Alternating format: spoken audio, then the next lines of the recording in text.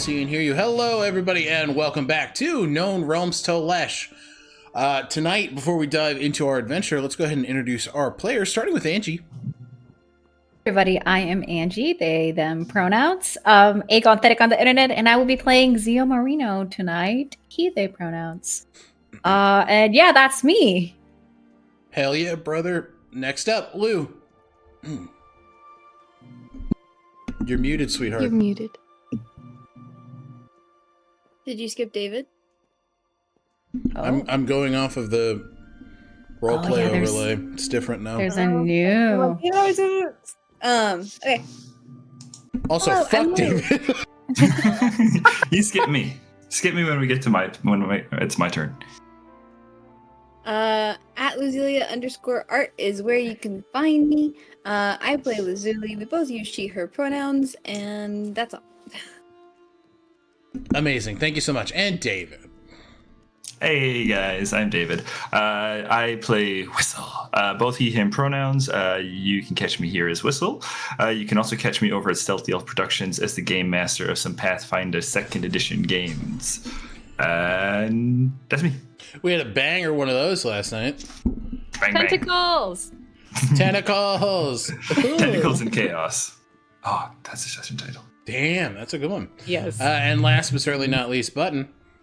Hello, I'm Button. My pronouns are they, them. I am Bluebluebutton on social media.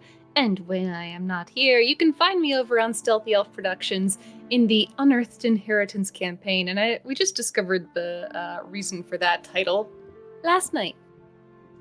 Bing bong. We did indeed. Hi, everybody. My name is Alec. My pronouns are he, him. You can find me. Why did I go? Am I Southern? What did happen?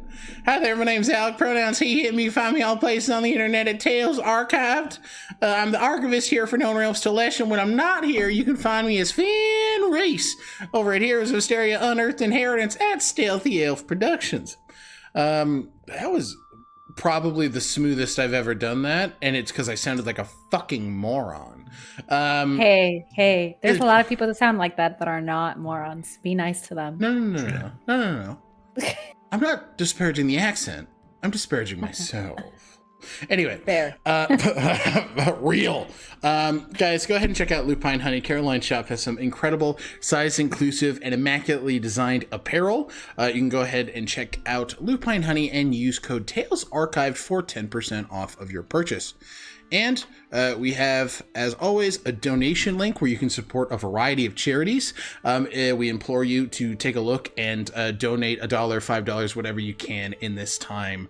If you're unable to support, please share resources, uplift oppressed voices, and educate yourself on the current goings-on in the world. People need help, and if we don't do it, who will? So before we dive into the recap, any other thoughts, questions, concerns? All right. So, last we left off in chapter 67, Staying Alive. Zio, having spent the day contending with the group's encounter with Isradon and the Iron Legionnaire, checks in with the eternally drowsy Wyvern Donut before seeking out Whistle for a conversation. Echinacea and Kaelin finish their dance atop the stars as the wizard sees their beloved in a new light. Lazuli looks over to the Wyvern Peaks in quiet contemplation.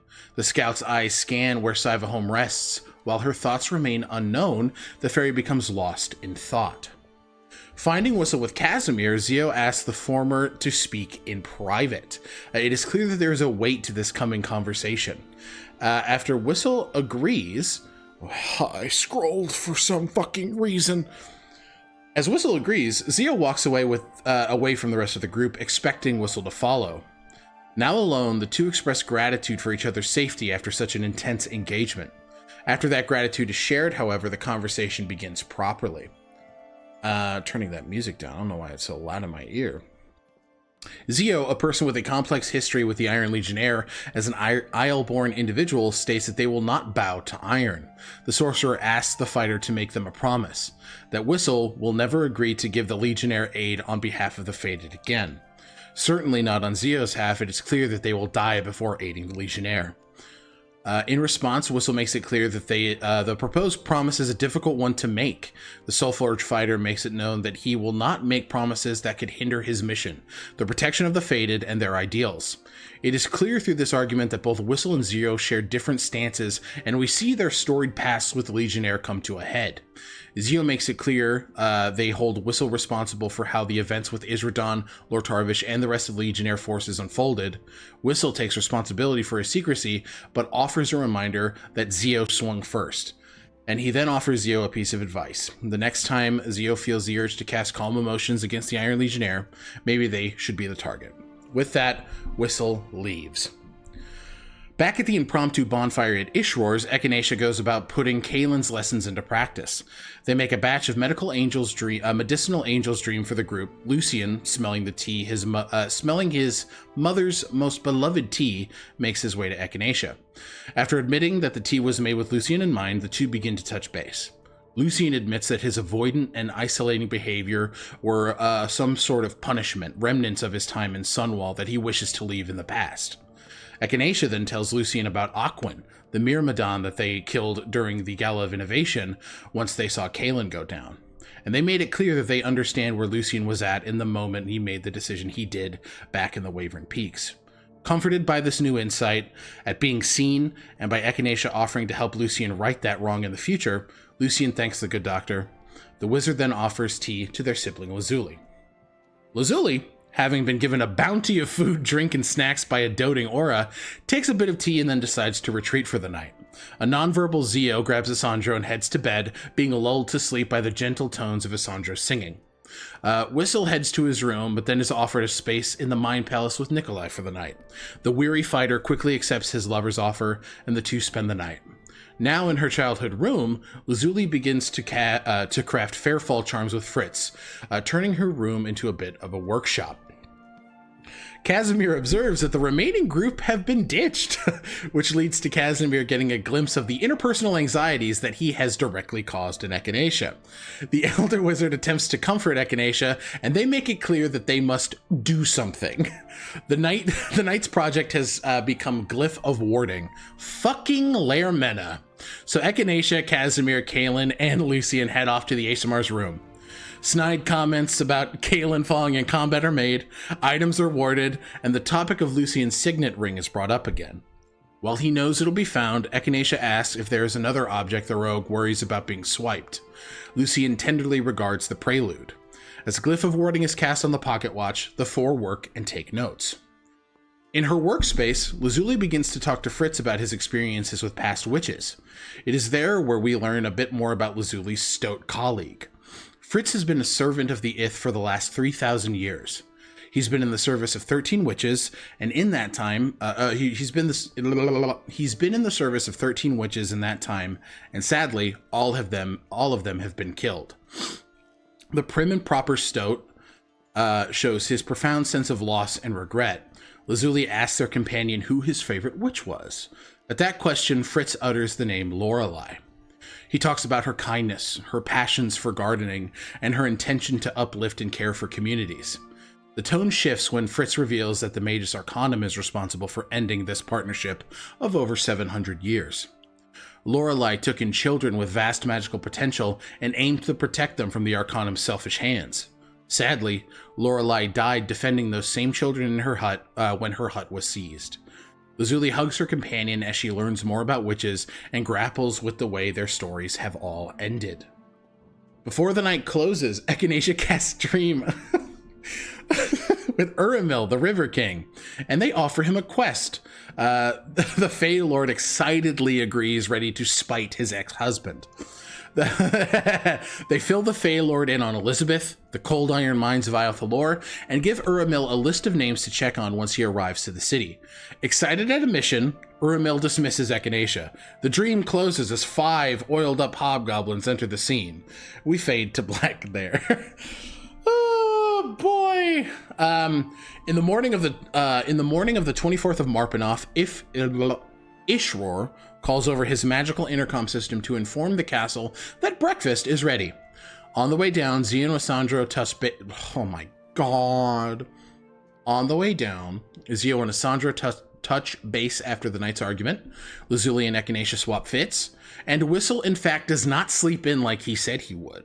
God damn it. Come on, you gotta settle into retired life, bud. As the group sits, Lazuli picks up on the tension between Zio and Whistle. After a few attempts to try and work things out before forming a plan for Iyo Thalor, it becomes clear that the rift is too fresh.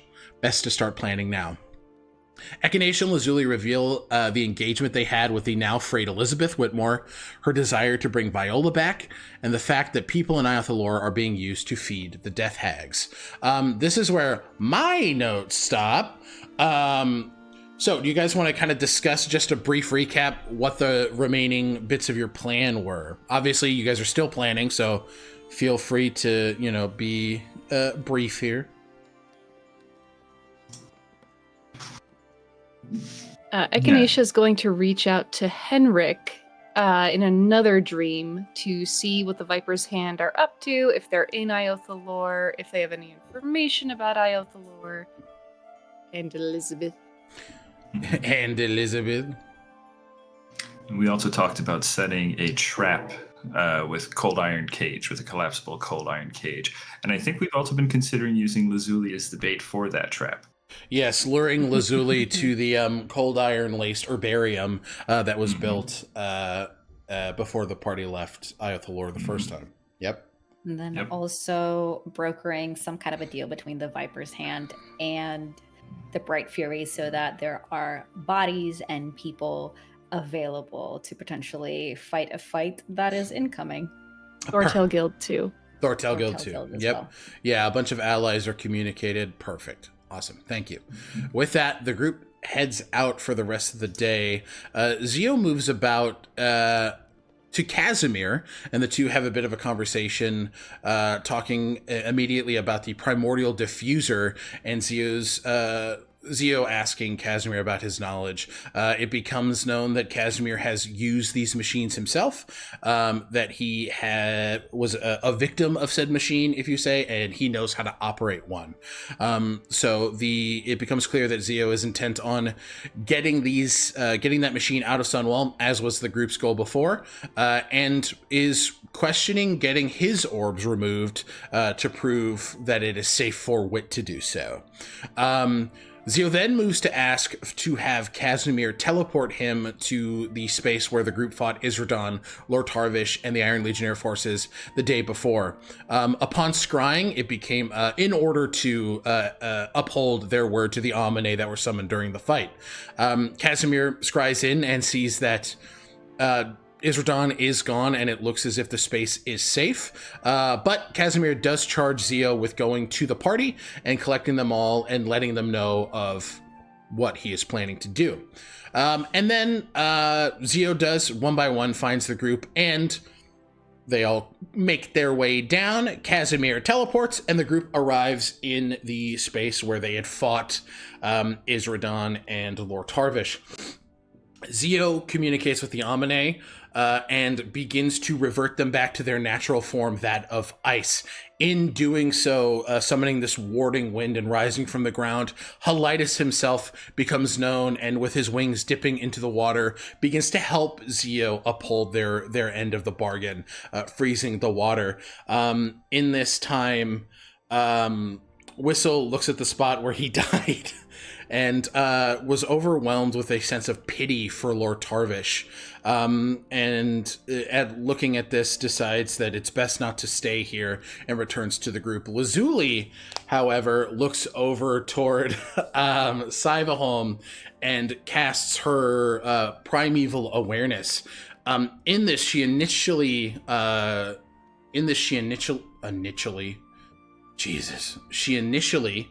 garners senses the presence of a dragon, so it becomes clear very quickly who won the day at Sivaholm.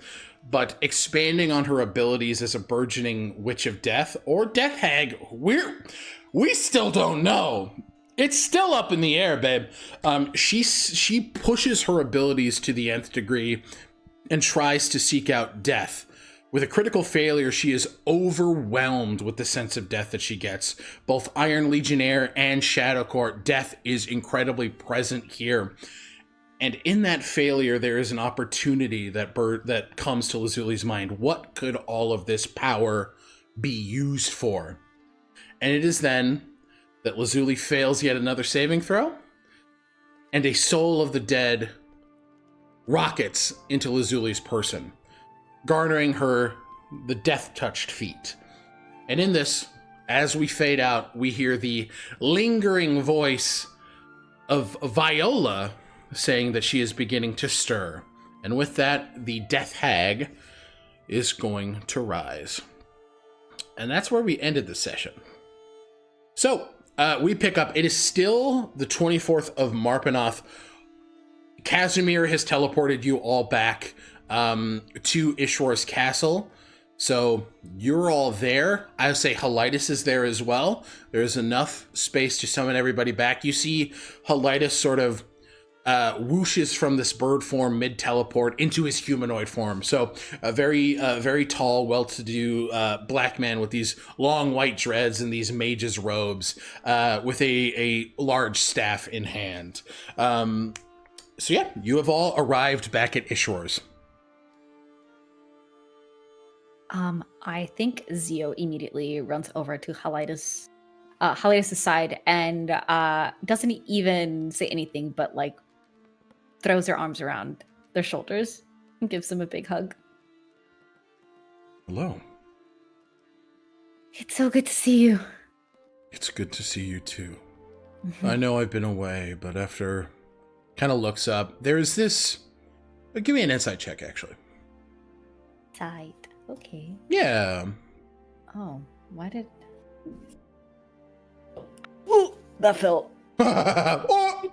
I'm not sure. Let's see, because it's a 5 on the die, and I don't know why I exited out my... Your character sheet? Yeah. It's like, gone. plus 8, so... 13? 13, yes. 13. Yeah. It is clear to see that Helitis is feeling a lot more secure than he was before. You're very used to a very fearful and insecure man. There's a bit more security to him now. There's a bit more confidence and a sense of self here, and a bit more warmth. I think that in healing, he's done some self-reflection, and that much seems obvious. But he, obviously you're not initiating, but he just pulls you in to just like a very warm side hug, and just, it's good to see you too. You look good. I feel better. It was a lot, but you all made it out safe. And he looks specifically between, well, I believe it was just because it was you, Echinacea, Monroe, and Kaylin. So just looks at Echinacea and just, I'm glad you both made it out all right. It's good to see you well. Thank you. Took time home to heal. Where's home? Elemental plane of air.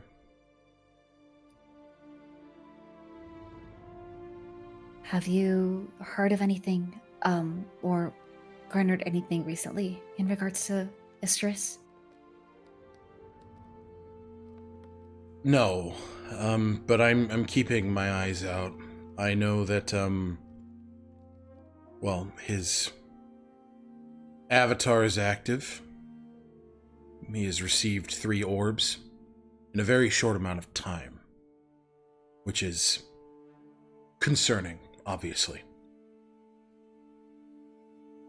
Where their next destination is, I am unsure, but it is something I'm looking into. I can assure you of that. You will know when I do. Thank you. We have a lot to catch up on. Yes, we do. Can I ask for a quick favor? Of course. And Zia will have Helitis get down a little bit and just like whisper in their ear. I won't say exactly what it is, Alec, but you and I discuss it. The favor.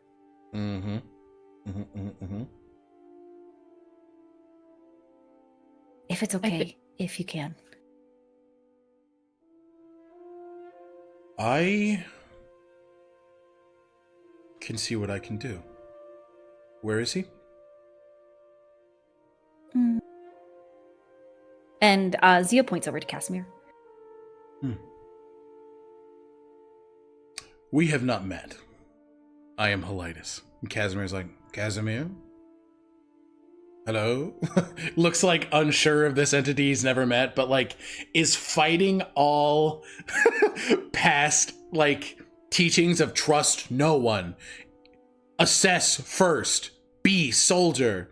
But Casimir puts a shaky hand out, and Helitis grabs with the other, or with his dominant hand, and cups another hand over Casimir's.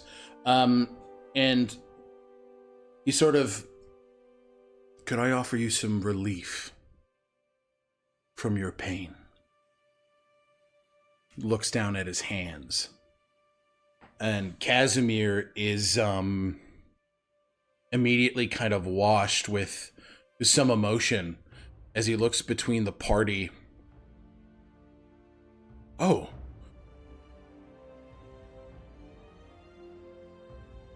Yes, please. This is a part of Casimir who, through engagements with Echinacea, the party, this intent on healing and not punishing oneself, but becoming someone who changes and grows, is in the space to relieve himself from some of this pain. And you see as these wind streams begin to flow from Helitis' hands. And in these wind streams are just drawing the electricity out of Casimir's hands.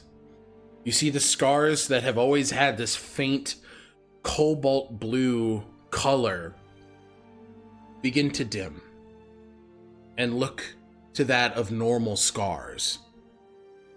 And for the first time in 30 years, Casimir's hands are not shaking.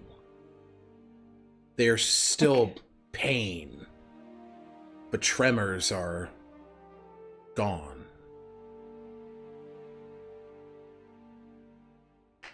Echinacea will run over to Casimir and just throw their arms around him, and I think like spin him around a little bit. And as they're like in a spin, they catch Helitis' eye and they just say, "Thank you, thank you." He hugs them. Casimir is like, there's a sense of processing for him too, right? He's like, I have not felt this in so long. Kisses you on the cheek, Echinacea, squeezes you incredibly tight, turns to Helitis. You get one too, and hugs this man, very, very, out of the character of Casimir that you all know, but a sign of the man that he's becoming. And he holds Helitis' hands incredibly tight, the tears falling, but nothing but a smile on his face as he looks to you, Zio, and just, thank you for thinking of an old man. I just thought that maybe, and Zio's hand kind of extends out for a moment, and like the crackle of like a shocking grasp of that lightning. I thought that someone with Vacron, a Vacron themselves, and looks over to Helitis, could maybe ease a little bit of that.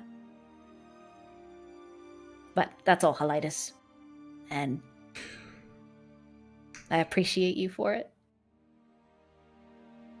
Helitis nods. And Casimir, looking between all of you, because there is this... It's been said a lot with this group that I didn't do it, I just facilitated it, right? But Casimir is like,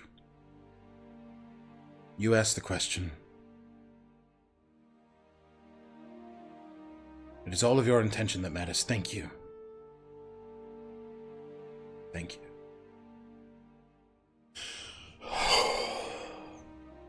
Well, I'm going to return to my quarters and weep uncontrollably. Goodbye. And Casimir misty steps as many times as he can to get motherfucker to Echinacea misty steps and chases him down. They won't be here for the rest. Absolutely. You head off, but Helitis just kind of looks. It was very kind of you, Zio. He helped me, so I wouldn't have been able to do what I did back there if it wasn't for him. It was only fair. We should go talk. We should. Kind of extends out an arm, and you two depart for the moment. Lazuli and Whistle, the scenes kind of happen very quickly, but both of you have just left the space in which you died.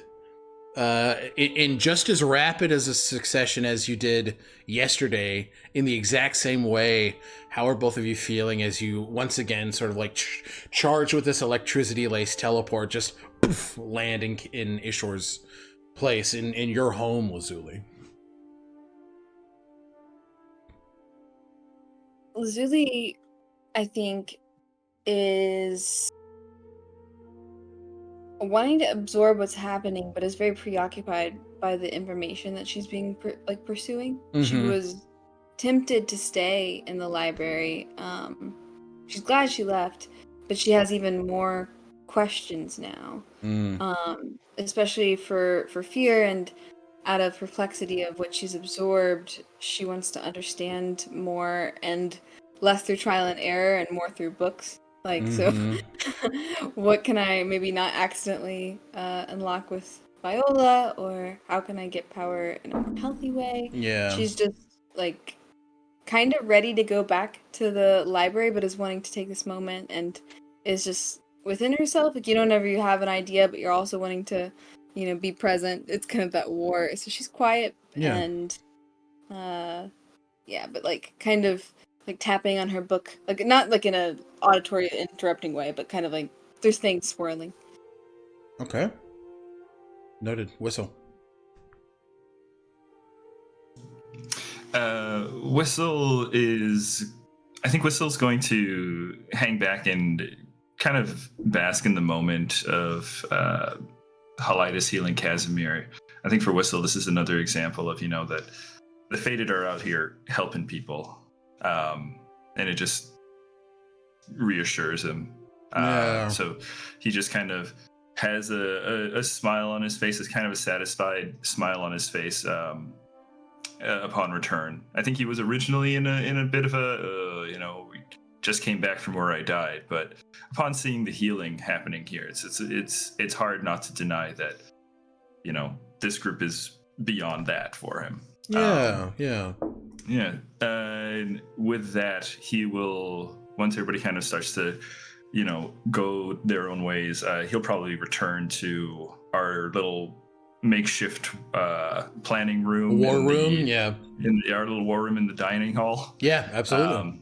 It's still set up for you. Anything particularly you're doing in there? Abbott, you sort of pass him as he just okay, well, you're back a lot quicker than I thought you would be. Welcome, Whistle.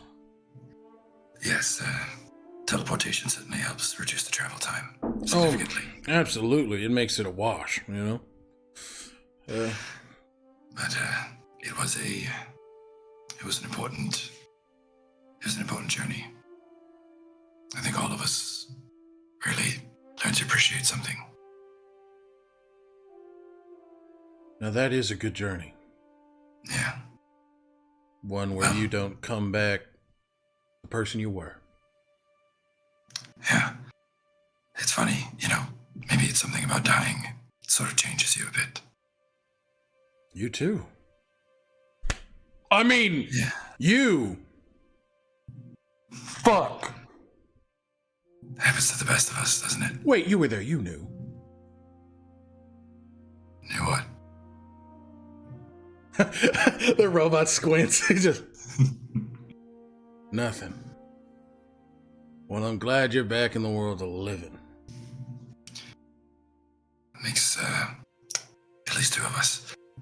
Your dagger just goes, me too. Well, he can talk. Prelude gives a listen. I am quite happy, so that makes 3 of us. Abbott, do you know if Ishra has anything in his collection about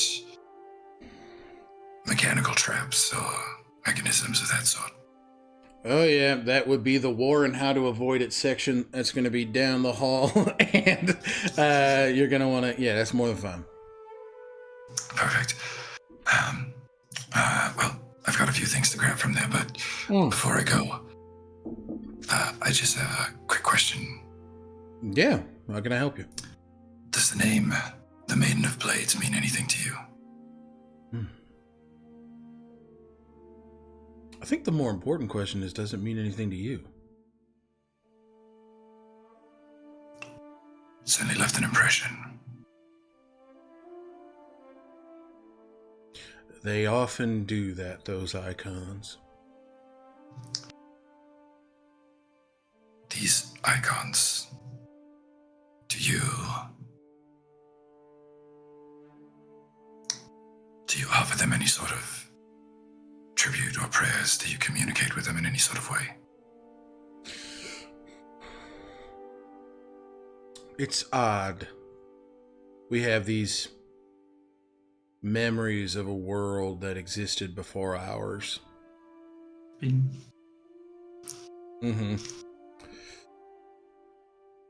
I think bits of their souls have made ours.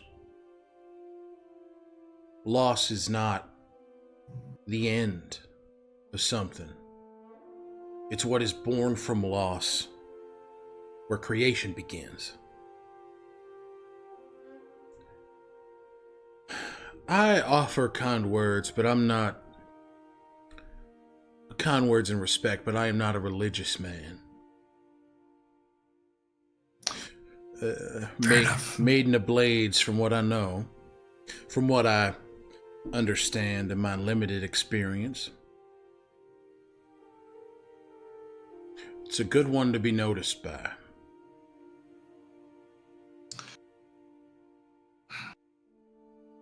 Well, these, I've got some research to do, but if you'd ever like to unpack some of those memories of forgotten worlds that you seem to have, I'd certainly be interested in hearing about them. Yeah. I like that, Whistle. Thank you for creating a space for me.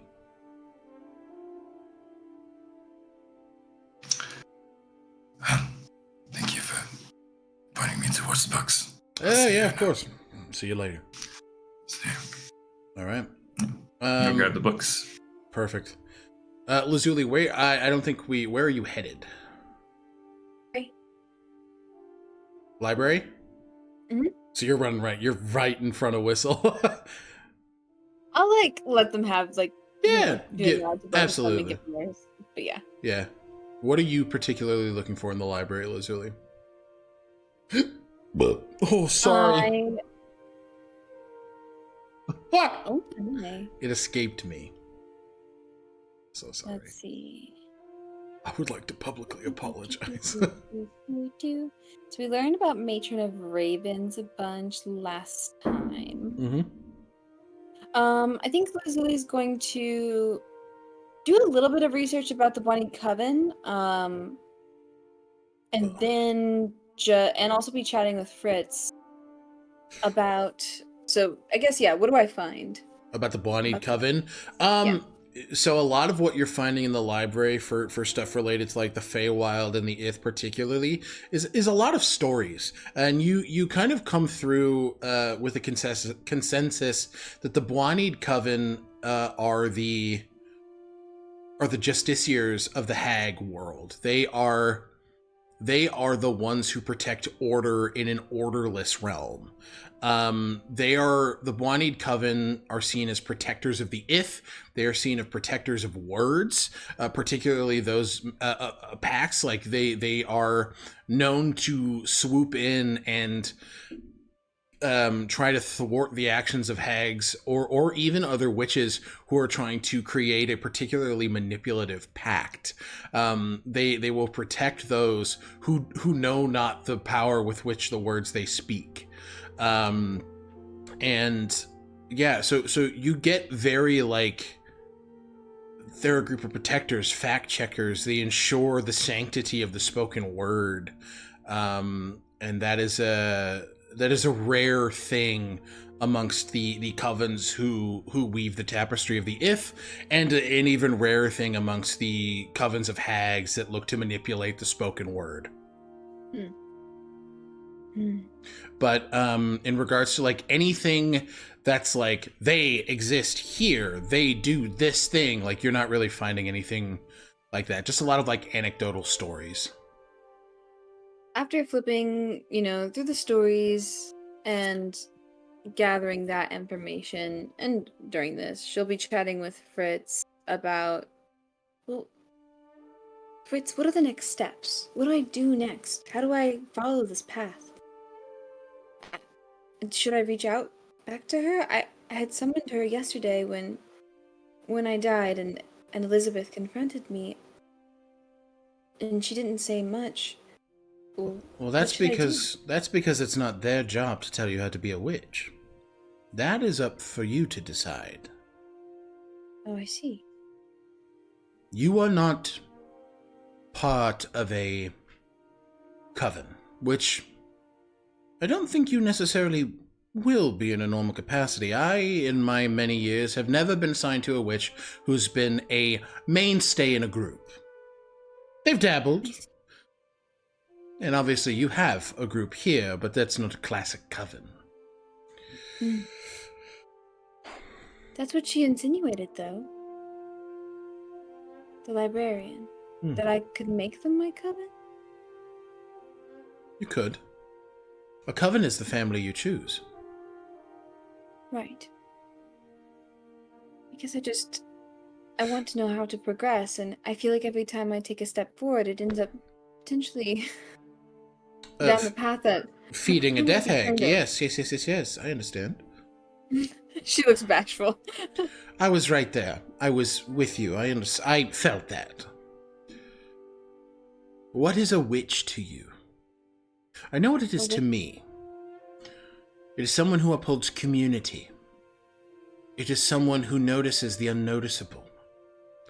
It is someone who upholds the power of words. It is... A witch is a tender to so many.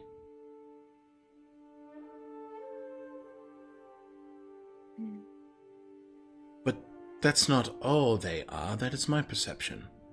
What do you wish to be as a witch?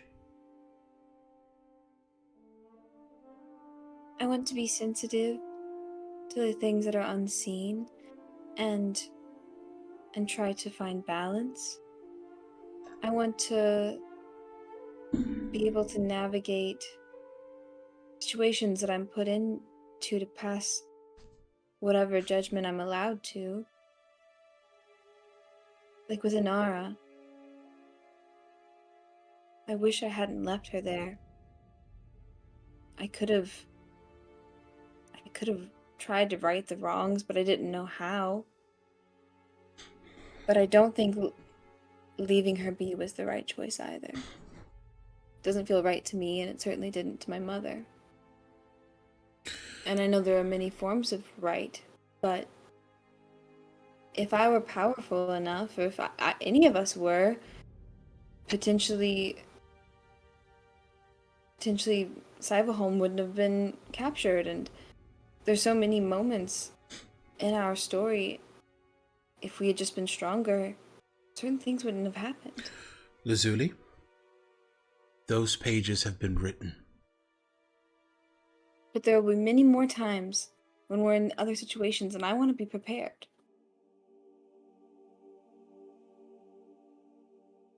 That's why I'm here. She gestures to the library. It sounds to me that you are a witch of consideration. A witch of preparedness. A witch of insight. and a witch of protection. I will bestow to you a lesson from Lorelei. Please. Look at the past as a lesson. Not only for those around you, but for yourself. Look at the actions you took, the impulses you had. And when you find yourself in similar situations wanting a different outcome, those moments are the most important. Take stock of yourself. And that is the best way you can serve others. Finding security in the woman that you are, and the ways in which you can be strong.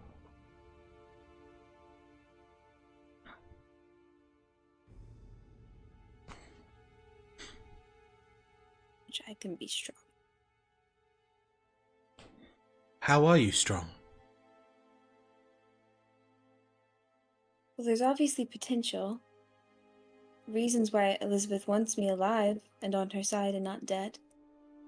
Same with Inara. I don't want it to be used for someone else's hand. I want to be able to wield it myself. But you already do. You are determined. You are considerate. You are insightful and perceptive. You have strengths. I am not telling you that your feelings are invalid, but that you are looking at the potential and not the real. We are still unsure of what those potentialities are. But what we do know is what you're capable of in this moment. Right. You can create pacts. You can create charms and tokens. I can do research. Offer aid to those who are willing to accept it? Yes.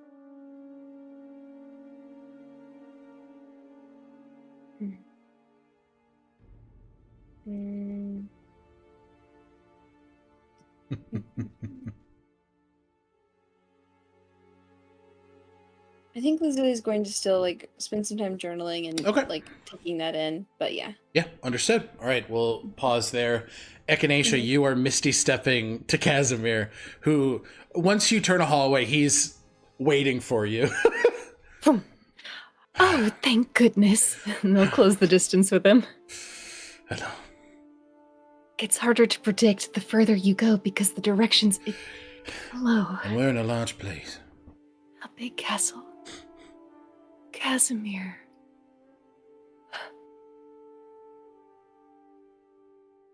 How do you feel?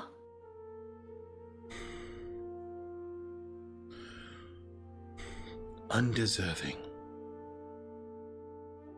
But I know that is not the correct frame of thinking. So I am combating that. Every hurt deserves care.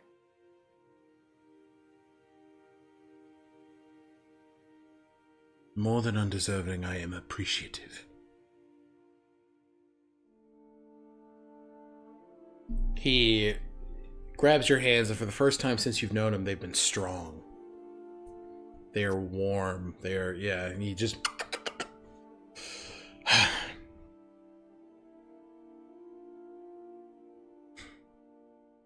I feel good.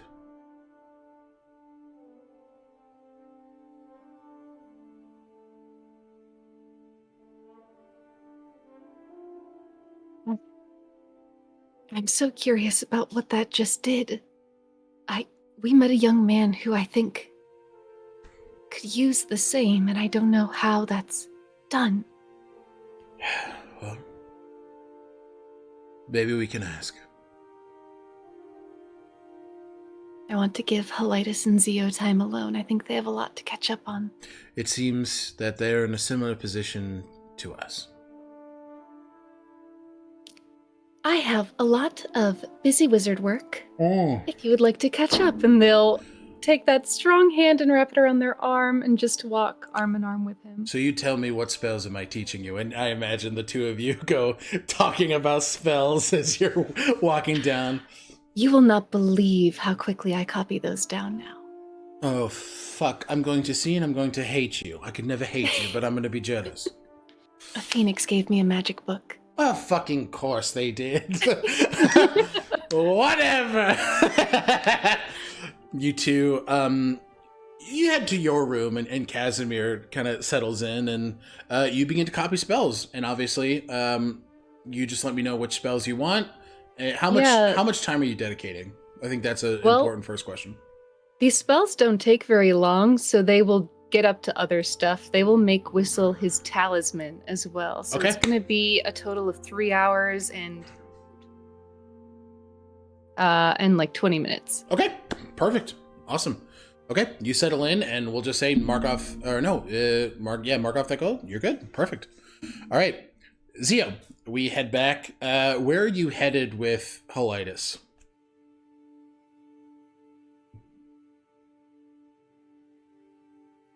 Haha, I knew I was muted. Yeah, you're like, So I think Zio is going to be walking with Holitis sort of like arm in arm. I'm sure Holitis is much bigger than Zio, so I feel like Zio has both of their arms just like wrapped around Holitis's like forearm. Yeah. And before leaving, they would have given a glance back at Asandro, and given him a small smile before heading off. And then they're just going to walk the grounds. Zio is leading. Won't describe quite yet, just so that they can have their conversation. So, what is the elemental plane of air like? It's beautiful. It is an array of pastel blues, and grays and whites, pinks. Everything is made of clouds not dissimilar to a silver dragon's home. It's perfect. You can feel the wind in everything. The air is so present and alive. Plenty of harmony.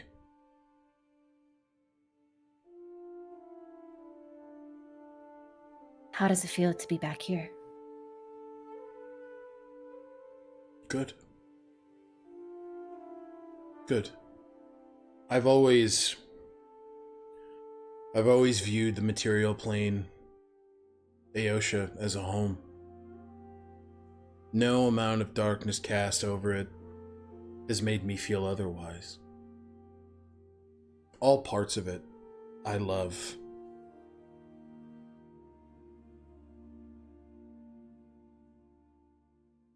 It'd be hard, though, leaving a place like the elemental plane of air to come here. I'm surprised you came after everything. Why? I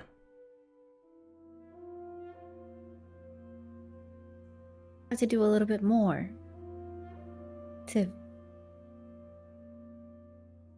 make up for what happened. Zio.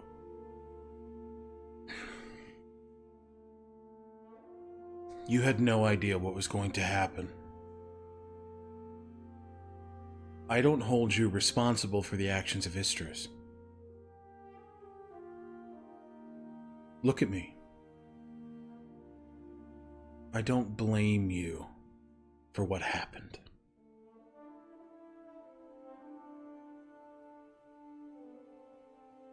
It was a learning opportunity.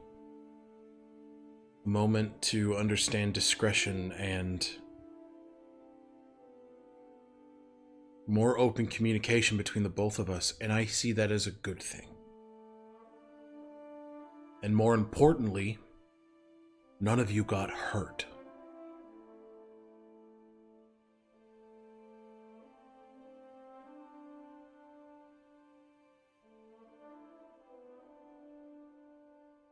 I'm glad you're back. I want you to be here more often. Because I don't know how much longer I'll have the orbs. Really? I'm planning with Aasimar on a way to have them removed. How do you feel about that? Scared that I could lose any... Scared that I would fall back. That I'd be a...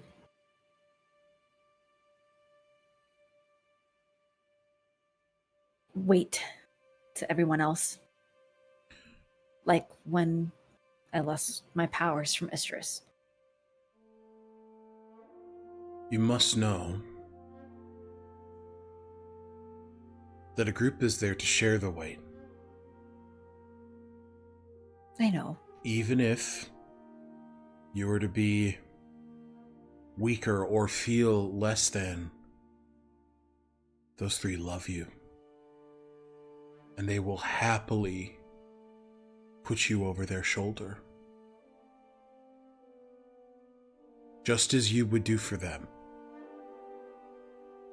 Right? You haven't properly met Whistle. I've been looking in.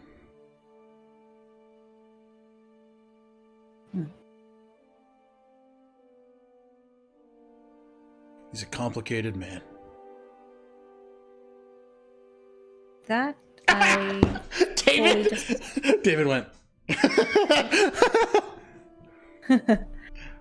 Yeah, I don't disagree with that.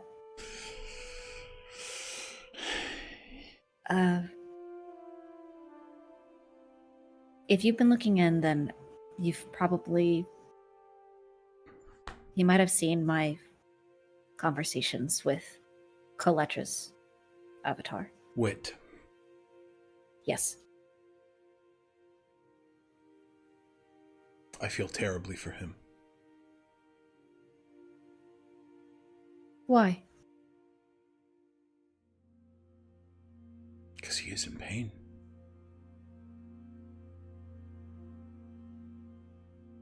Because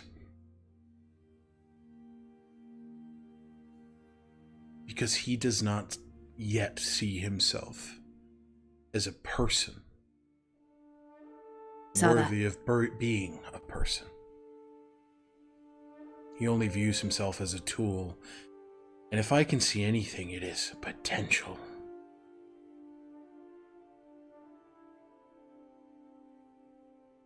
And I think that despite how tense the engagement, the right conclusion was made.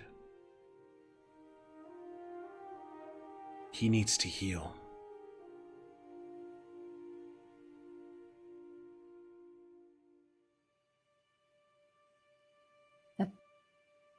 A part of my decision to have the orbs removed is because of him. I don't think he will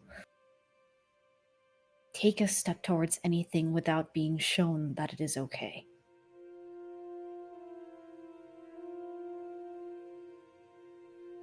I think that is understandable. I am curious, though, if with time you can maybe give me a little better understanding of Colatra.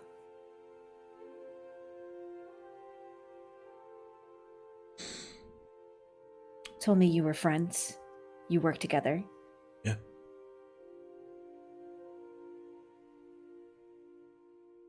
Coletra is very strong-willed, determined, intelligent and coy, fastly funny. But once she sets her mind to something, in this instance, resetting the current, she will not stop.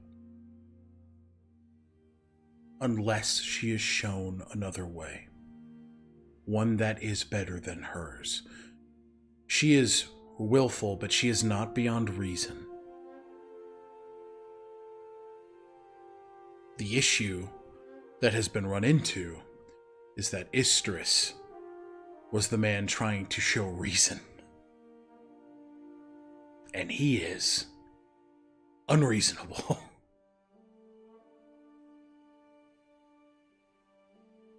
You described what? Just now. There's a clear difference. Wit sought the opportunity to heal. Chose a path. As did Isterus. Isterus' path is wanton violence. Despite the offers to heal, to relearn, to change. As was said by he kind of smiles, very handsome spirit caller friend. It is up to the individual to change. Isterus thought he was right and would not accept anything else. I see that. But I also meant that when you described Coletra, you described a lot of what Wit is like. At least the pieces that maybe he doesn't see himself. There are reasons why we choose who we choose. Those who reflect us at any given moment. For me, you can be discerning, considerate, open. And when Isterus found you, he thought that he could take your pride, your anger, your willfulness, and use it. Take pride in the fact that he was wrong.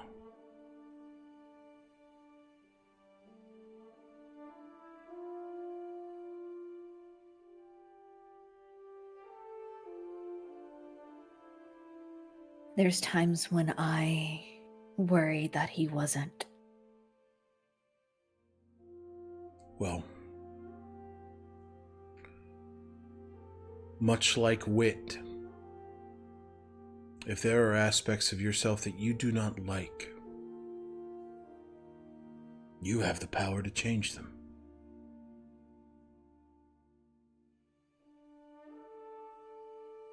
And I want to help you in that journey, Zio. I've seen much from you. Relinquishing the orbs, the intention to do it with the rest. What you're all planning to do in Iyo Thalor. Know that I see it. And know that there will be a day where I call you my avatar.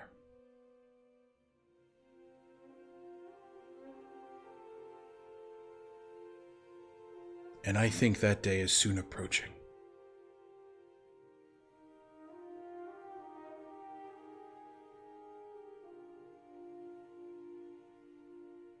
It really didn't hit me until now that you said that. You haven't just given it to me. No.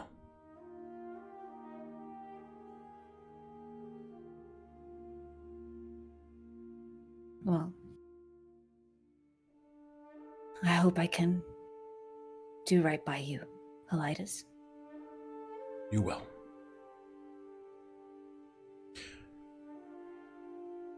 I will not strap you with power and make you do my bidding. between Avatar and Elemental, it is a relationship above all else.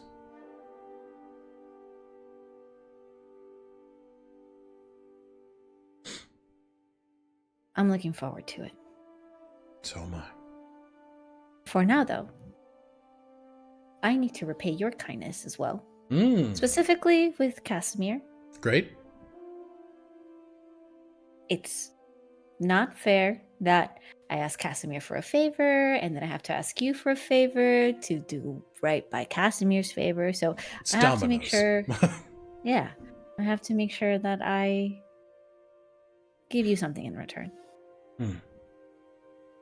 So, and Zio had been leading again their walk through the grounds of the castle, all the way up to where Donut resides. Love Donut.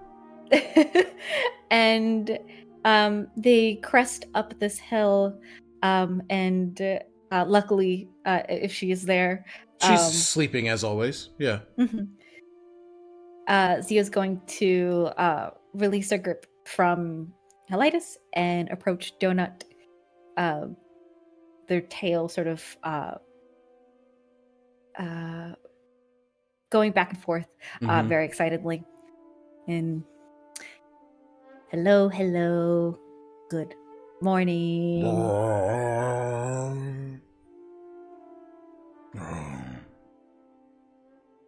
Hello. How are you today? 2 days in a row. Good. I have a friend for you to meet this time. And then Zio will turn over to Helitis, and this is Helitis.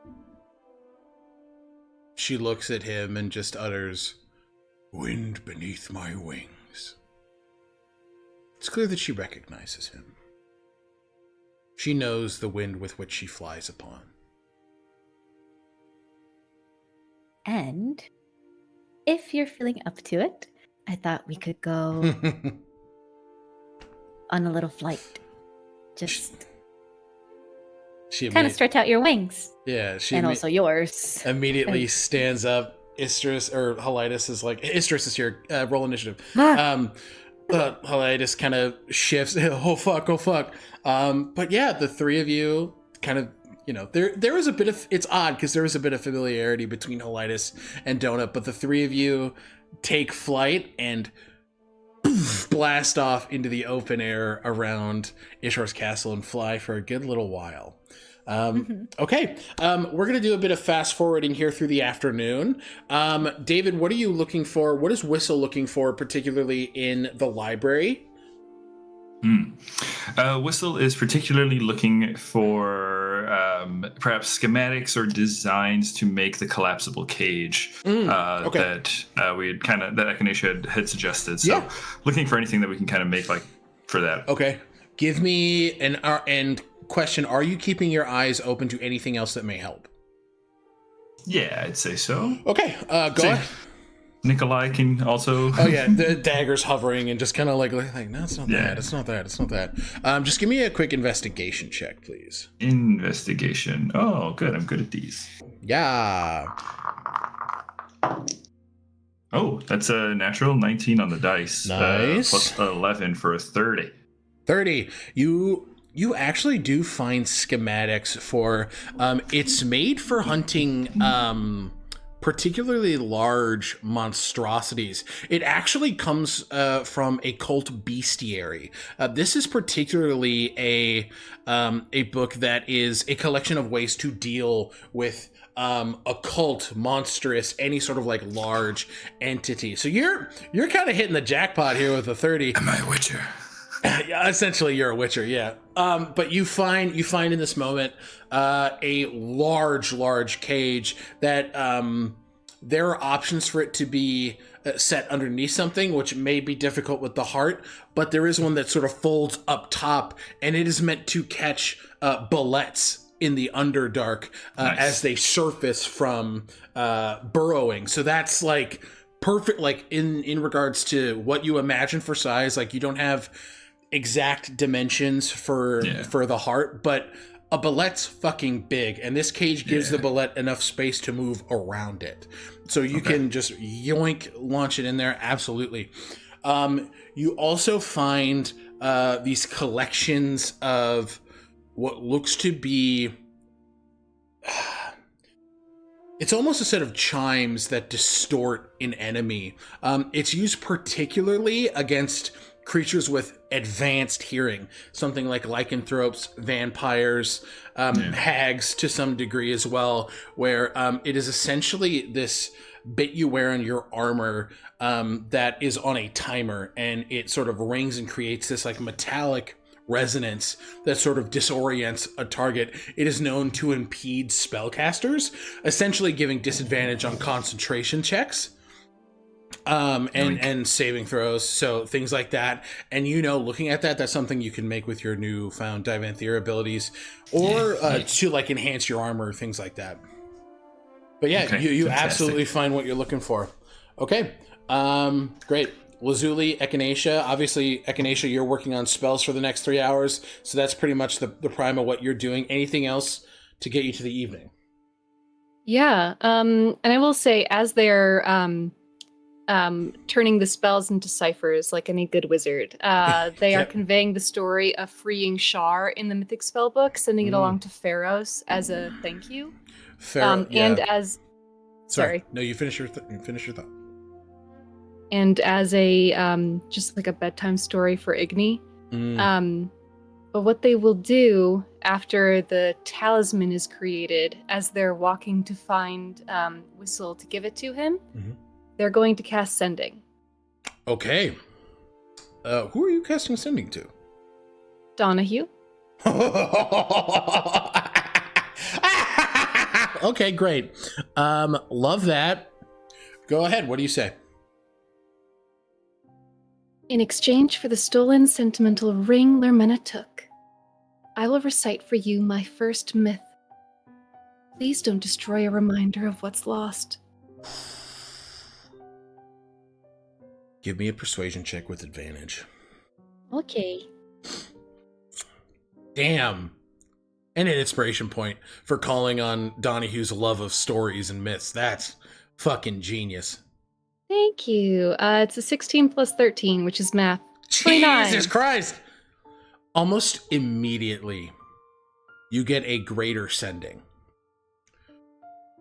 which is a 7th level spell, which means you can talk infinitely for the next hour, if the target so chooses. One day.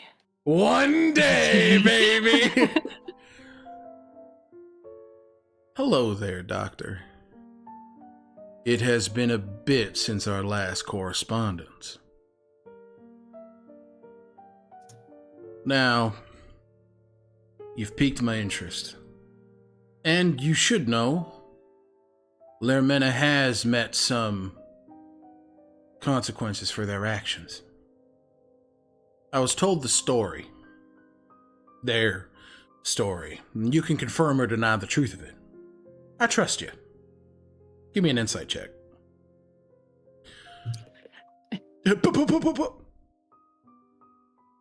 Fuck you. I'm gonna use the inspiration I just got, because Okay. that was 2. Oh, that dice is gone. Bye. Goodbye. Plus 4, 17. Donahue is not only being honest, he is incredibly interested in this myth you have. So he is very open himself right now. You were delving some dungeon, some catacomb. Found Lermena. They, looking for trouble. And the fairy, Lazuli, along with, Zio, if I remember correctly, saved them, only for your goods to be stolen in the night. Could you please let me know if that's true? Yes. Lermena, in exchange for being saved by Lazuli, stole from a multitude of our party. That includes sentimental items of the dead, which I believed you would hold in reverence. I do. Let me know what was stolen that is meaningful, and it'll be returned. Post haste. Along with an apology from myself on behalf of someone that works under me. I hear that my name was offered in regards. Is that correct? Yes. No, that was done without my knowledge.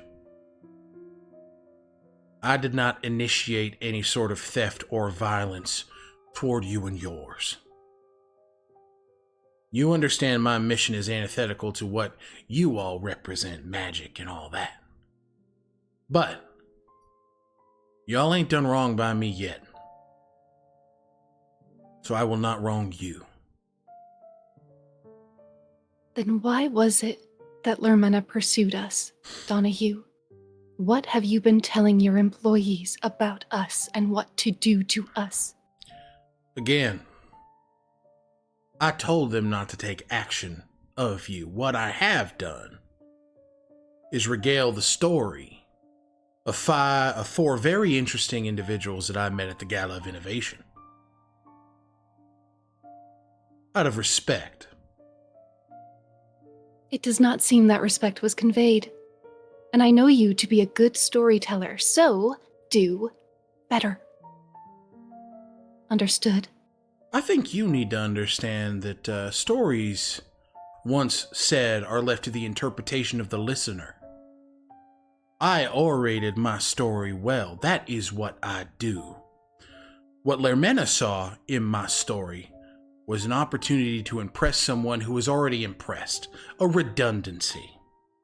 Something that I did not sanction again. Now, I spoke of the impressive objects you all had. I did say that, because it takes a lot for people to acquire such items. It was said with respect. Lermena, however, saw it as an opportunity to swipe something shiny and something that they thought I would like. Now, their message to us conveyed something different, so maybe you've been lied to. I believe that. Don't pretend that I have no reason for the anger that I know you can hear. Never once said that. She is my sister. Again, I apologize for the transactions against you, or the transgressions against you, by someone under my employ. What Lermena said to you is not the sentiment that I share, Echinacea. Of that I assure you.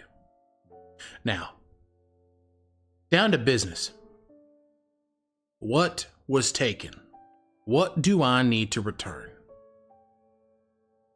I understand your anger. In fact, I share it. I do not like my name being used when I do not wish it. What kept you from reaching out to us? Lermena just got here.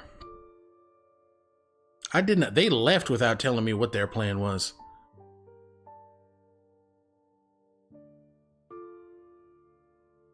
Their actions are their own. What I can tell you is that I had no idea they were coming to you.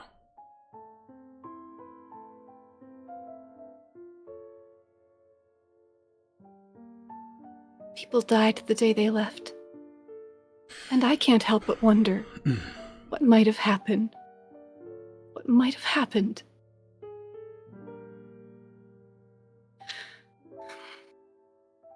Echinacea lets that fall away, but I think Donahue can feel in this sending that their rage hasn't subsided. Mm-hmm.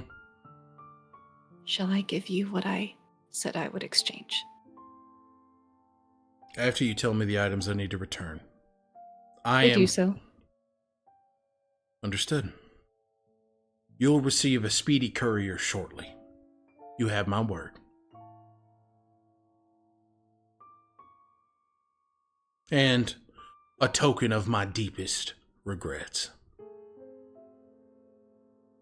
Donahue, if you hate magic so much, why are we talking this way? Why are you sending things in this way? It seems antithetical to your entire philosophy. If you must know, we use the tools of our oppressors. I would never win without the use of magic, and that's the whole point. If you can't get ahead without it, it shouldn't be here. How have we oppressed you? I didn't say you have.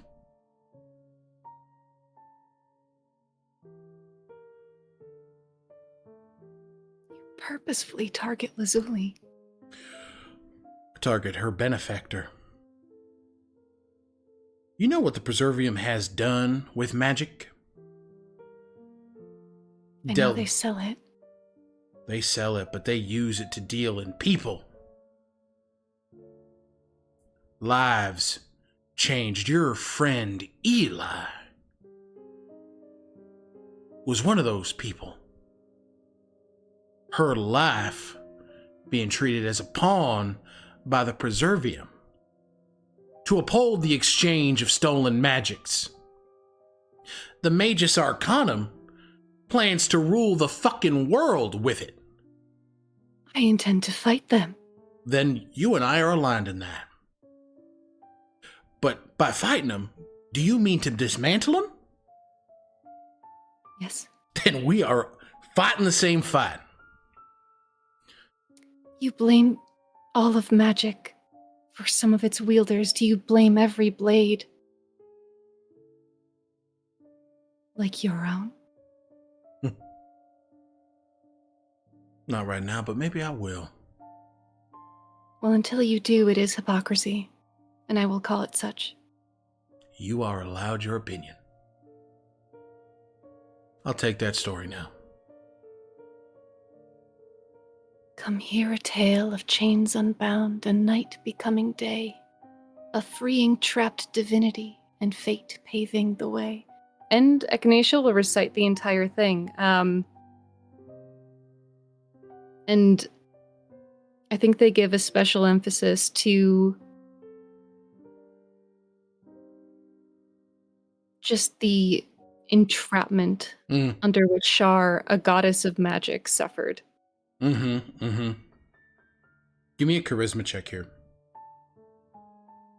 Persuasion or give me a performance. Performance? Yeah. 17 plus, not a lot. 5, 22. Okay. And then they end. Thus ends the tale of unchained fate and goddesses unmoored.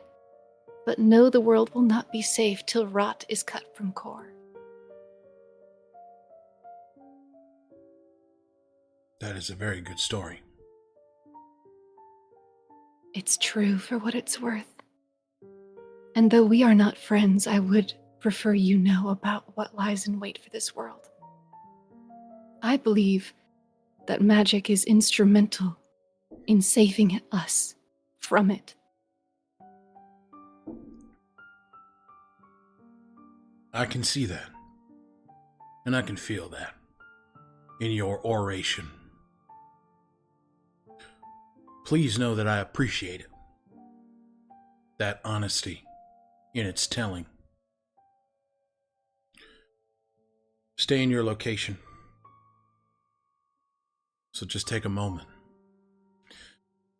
As two speedy couriers are summoned in front of you. Within both, all of the objects that were stolen from you, magical items included. Lucian's signet ring, all of the gold, and a token of Donahue's apology. The right hand of Lermena. What the fuck? Donahue? And he has cut off the communication. What the fuck? I like him. What the fuck? It's a psycho. Yeah, he is. Oh, God. Aedwulf just sort of leans over. Oh, fuck. This is gross. Dude, do you want me to take over? I can deal with this. No, I'll do it. Hey. That's not your fault.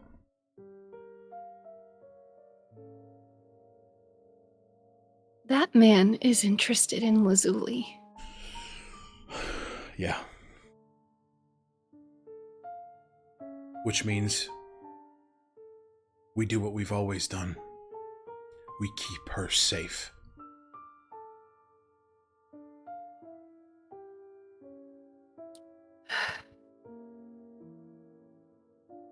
Here. Echinacea casts banishment on the hand, sending it to the Feywild. Yoink, it's gone, yeah.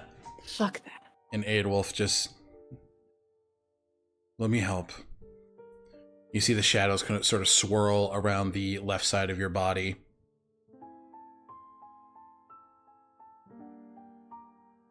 As Aedwulf begins to pick up the objects and give you the chance to process what has just happened here. Okay. And where do you start? Just kind of to the main quarters where you imagine you'll find everybody? Yeah, I'm looking for Whistle for my... They're like... Their brain is now like Lazuli, Whistle. And so they're kind of like meandering. Yeah. But yeah. Understood. Okay. And then we will do our last check-in. Lazuli, what are you doing for the last couple or the like afternoon of the day? Lazuli, I'm going to flavorfully. I got some new spells with my Death Touch. Yeah, you did. Gentle Repose, and I also chose what was it? Gentle Repose and Veil of Dust. Yeah. So Lazuli's going to research funeral rites, like various funeral ceremonies, and like just maybe per culture or heritage, just like how do people revere death, like bring things to a close, like respectfully, or deal with liminal spaces. And so those are kinds of ways that she's trying to understand how people like honor death and like funeral rites and things like that. Mm-hmm. And so in that air, learning things of mist and all of that. Yeah. Yeah. And then she went to the war room. Yeah. / Okay. Yeah. So you learn of ways that are like ships being sailed off into the sea. Cremations are popular. Popular is such a weird way to say it. Cremations are in. Things like that.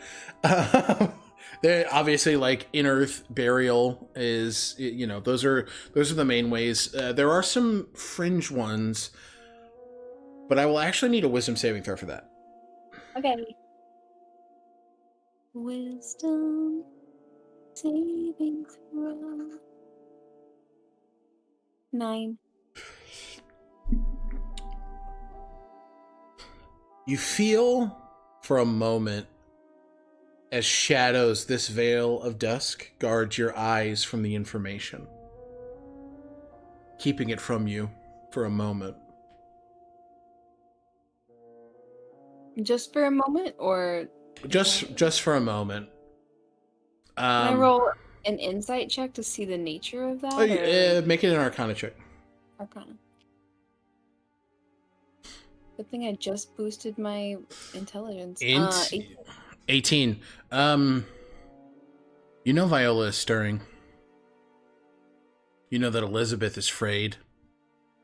You know that in the same way that you are operating within the pact but circumventing certain aspects of it, they are beginning to do the same. They're trying to stop me from... They're intending to hinder you, yes. Got it. Okay. What do I learn with this thing that was... You find that some entities choose funeral rites are interesting across Tolesh. There is an aspect of the Kingdom of Kolderal where people are the funeral is essentially offering an individual to the mountain.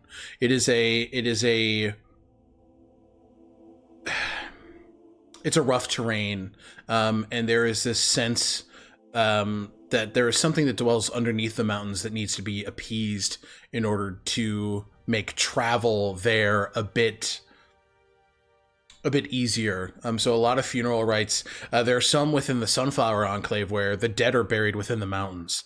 They are offered to the mountains is the language that's said there. In Driftin, there is a popular trend of preservation.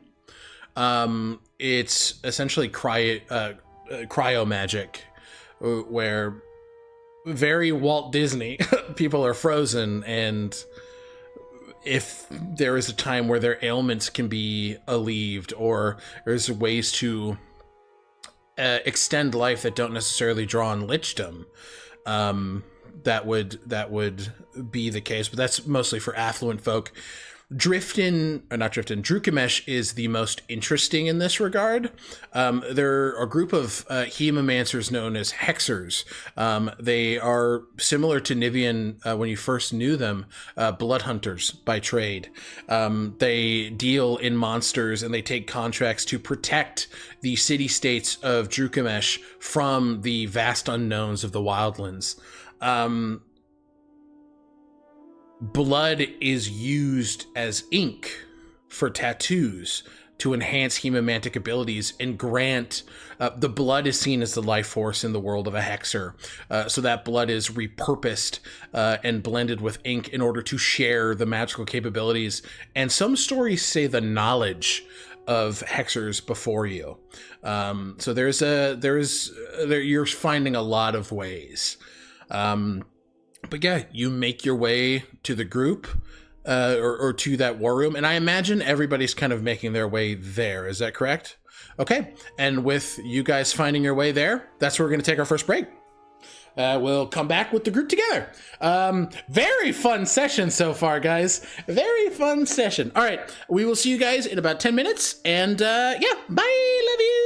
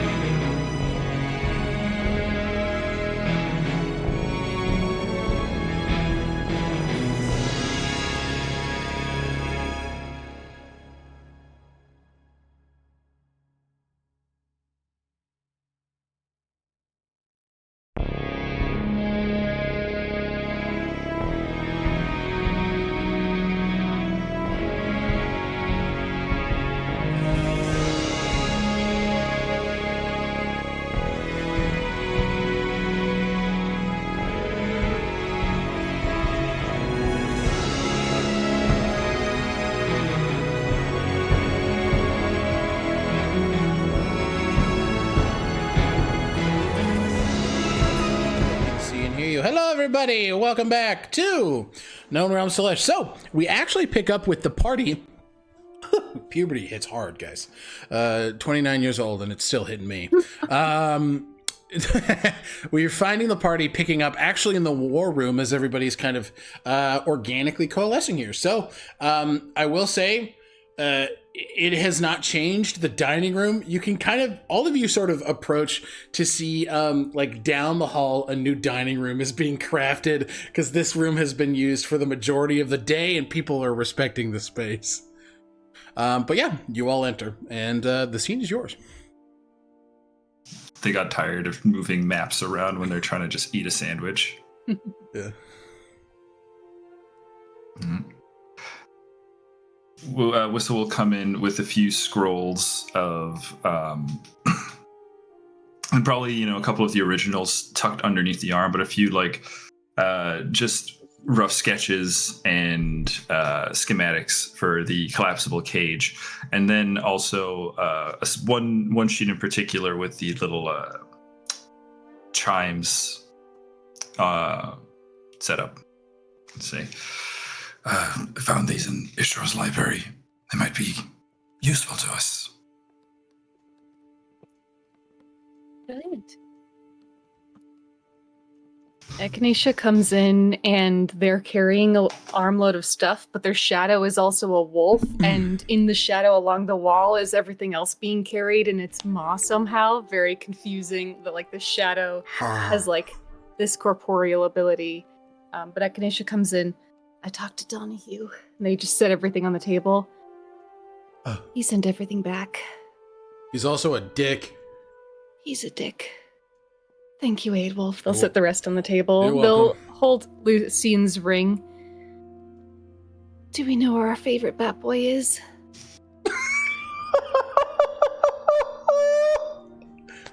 You guys have not seen him since you've returned. All right, I'll hold on to it.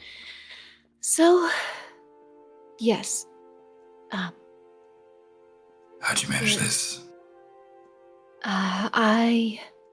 Okay. So, first, I cast Sending, and I implored him to give Lucien's ring back in exchange for a story I wrote. And he likes stories. He cast... If magic were on a scale of 1 to 9 in terms of difficulty to cast, he cast one that would be 7 on the tier of very advanced magic. This man does not like magic, and yet here he is, casting magic I couldn't dream of wielding. I hate him. Also, he sent me Lermena's hand. I banished it to the Feywild. I did not want that to happen. But yes, he gave it back. Why the hand? So Lermena was acting on his own. It appears so. Maybe.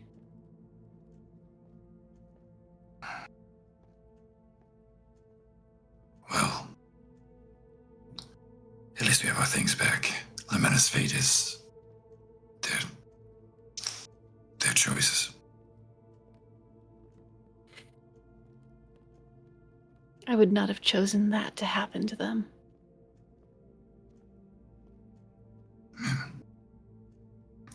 Certainly seems extreme.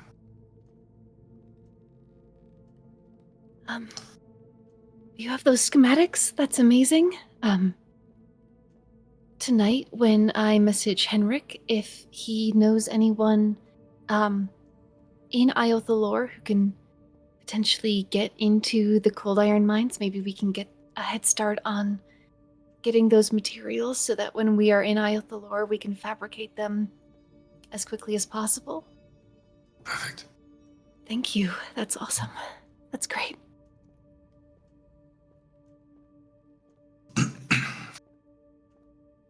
Well, I'll finish working up the design. Are any of you particularly handy or tinker? Zio looks at Lazuli. Or I could. If you don't mind, I can manage the materials, but actually making them operates beyond my skill. Oh. It's the cold iron, though, correct? Yes, Lazuli can't touch it. But- That said, Lapis maybe could help. Lapis is also a fae. No, Aura is. Lapis is. Lapis is a summer Eladrin witch's fae. Oh, sorry, I didn't know that. Nope, you're good. Okay, I have a spell called Fabricate, which allows me to craft things, in an hour. So if you have the materials and are able to whisper to the cold iron, then I can fabricate it. We can do that in tandem with your schematics. Perfect. I was thinking of just giving it a little bit of a trial run with what we have here available to us. Worst case scenario, we end up with an extra mundane cage. That's true. You never know when you're going to need a cage. Well, and from what we know, you can turn it into other metals at least temporarily. Yeah. Yeah, I think Whistle would just be making his way over towards the short swords and just going to kind of break them down into basically like Lego pieces that we can use for when we're actually going to construct the cage. Honestly, incredible. Love that. Okay. How does this look as Whistle's doing it? I think Whistle's going to walk from blade to blade, and he's going to just lean in and whisper to them one at a time in Orthrin. And I don't think he's really aware that he's speaking Orthrin, as the knowledge of the language came to him. Yeah. Yep. And I think his whistle goes from sword to sword. From a first-person perspective, each time he picks up a blade, he's just briefly brought back to that possibly memory of construct hands grabbing the railing. Each time the hand reaches out, it's just kind of a flash. And as he speaks to the metal, and he whispers just quietly to it, it'll just liquefy and just change into the requisite pieces as we go along. Yeah, all of you guys see as these swords from the Shadow Court are beginning to shift as Whistle is constructing the cage that is going to be used for Viola, for the heart more specifically. Well, and this I think is a practice run because we're gonna do this with a cold iron cage. Correct. Incredible.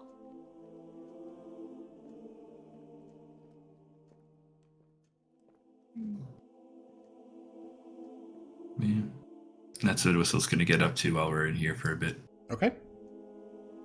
What else is everybody else up to in the war room as you guys are prepping for Iyo Thalor?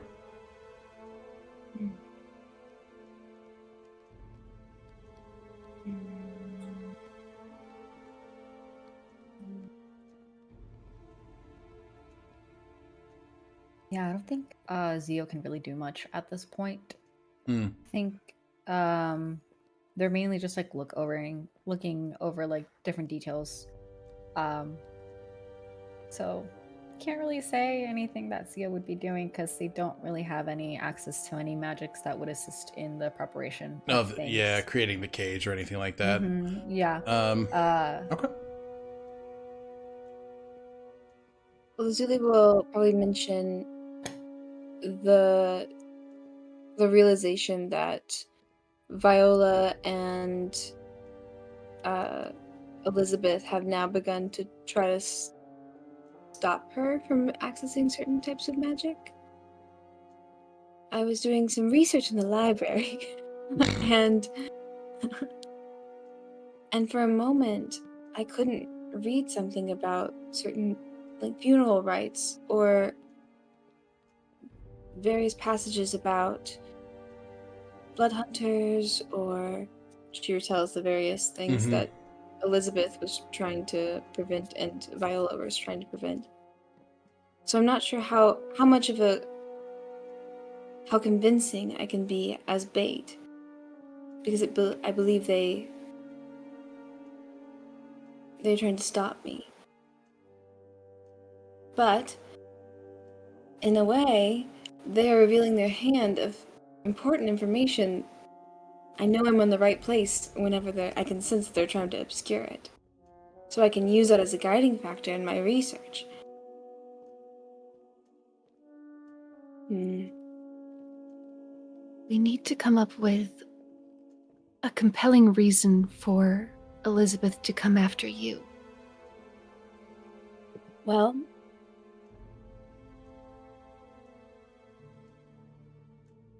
I believe she would be near forced to do something if I were to satisfy all of the parameters of my current path. And if I were to attempt to break it, which something has to happen within less than 6 months from now. But I do have this amulet, so I'm not sure how protected I am from Ruin's Eye, right? But something.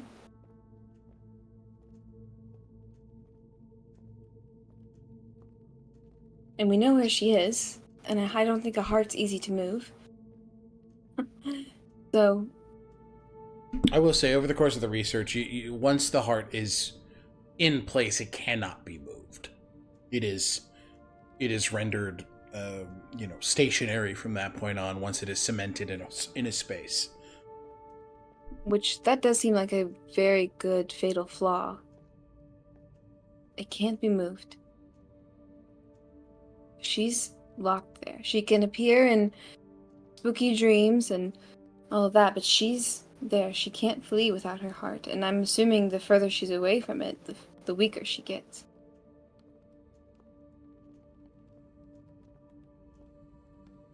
You look like you're thinking. So is your preferred outcome is to have her flee the city? I'm just noting the facts. We want her to follow me somewhere where we can trap her in the cold, in some sort of cold iron, whether that's the herbarium or we're just getting her away from the heart, so then we can trap the heart with the cage that we make. But she will probably not want to physically be away from it, since it's something that she obviously is tied to. So it would have to be big enough. Yes. So, but we need to make sure that I'm the most enticing bait. What's going to happen after we capture her? If we capture her. I'm the going possibility of capturing her.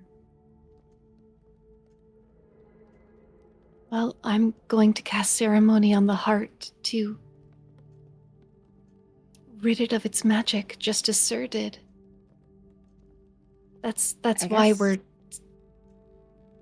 Well, I guess let me rephrase that. What is going to happen with you, Lazuli?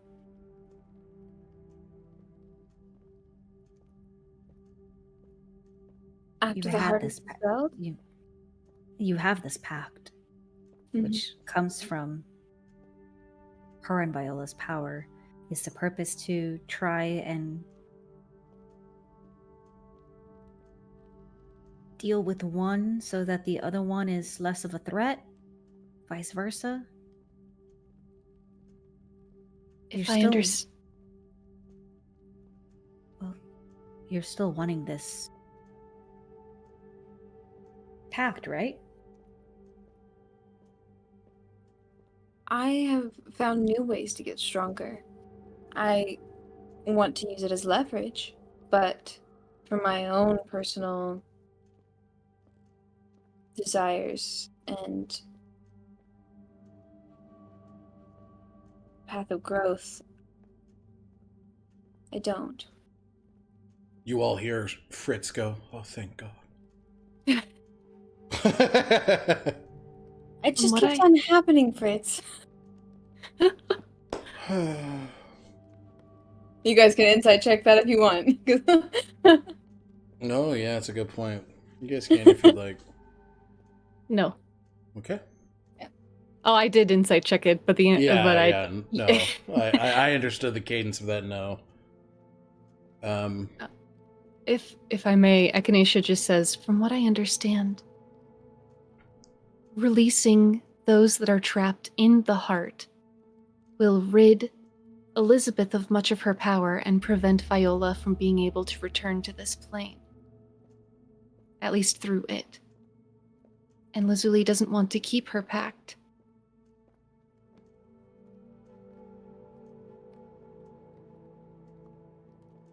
Right. I want to be a witch. I am a A witch. good witch. You are a witch.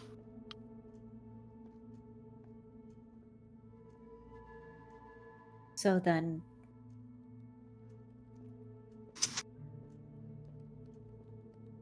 you don't want to keep the pack. Why not? Why not end it? Because having it ties me to Elizabeth and could be, if I satisfy the next pact, the something new, something borrowed, something blue. I think there might be another one. Something old. Something old. Then that could be a power. She would have to appear, or it's a connection that we could use to draw her out towards me, away from the heart. So you're using the pact itself as a trap. Yes. Oh. Because it will be nullified no matter what once we dispel the heart. And so progressing it at the very last minute is just a way to draw her out and won't actually result in, hopefully, What's left? What's left from the some things you need? well, I might have a few things that satisfy it, but we would probably want to wait until the very right moment to have everything. Because as soon as I have those things... I believe it's something blue. Is that what I have? Yeah, I believe that is the one that remains. Oh, the only one that I need? Yeah, because you had everything else. You just have that one tenet of the pact you need to fulfill. Oh, I didn't know I had all of the other things. Yeah, those got dealt with pretty quickly, actually. Whoops. What was borrowed? I believe that borrowed was... One second. You guys keep talking. I'm gonna... Was it something of Echinacea's? I feel like I believe it was. Oh, the gloves. Yes, something borrowed was Yes. the gloves. Inspiration point to you two, Angie and Lou. Yes. Yeah. It was the gloves and Ellenbell. So the remaining thing is something blue. So don't let me touch a single blue thing. Lazuli looks at her entire closet like, Well, I think it's blues are- acquiring a new blue. Yeah. correct, yes, correct. I was just being stupid and funny. No, yeah. So, but that needs to be at the right time. And ideally in Iyo Thalor, because if I do that here, she's more likely to just be incorporeal. so acquiring a blue thing. It can be anything that's blue. I suppose so, yes. What if we make something but don't tell you? And then in the moment, when the trap is supposed to be set, we give it to you.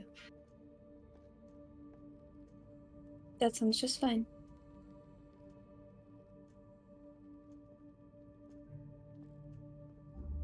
While you are luring Elizabeth out, I think Lucian can get me to the heart, or is the most likely person to be able to, as that is his home.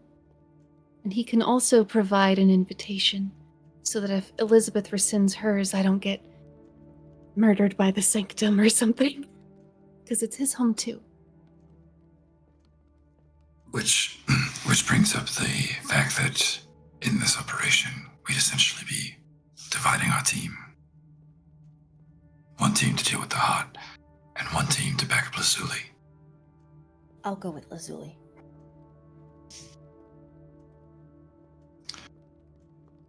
I can go in either one. I'm not the stealthiest individual, but at the same time, I'm also pretty good at protecting people. So, And you have the metal powers. Yeah. We have ways to make you stealthier. David, Mm-hmm. give me an intelligence check. Let's see. What's the modifier there? Can That's I a give decent him the help modifier. action? How would you give him the help action in this? We are sitting around brainstorming. I'm I gonna don't know use what the this inspiration is point. referring to, so it's hard to say. It is tapping into something Divanthier. Oh, well then I can't. Sorry, that wasn't Oh my god. No, you're said. fine. You're fine. I rolled the same number twice. I'm using the second inspiration. I just rolled 2 6s. Oh, Bubs. All right, here we go. This is the one. Fuck you. That's a 2. Bubby. Do I use the last inspiration? That's up to you, pal. This is just an intelligence check, not a saving throw, right? Correct.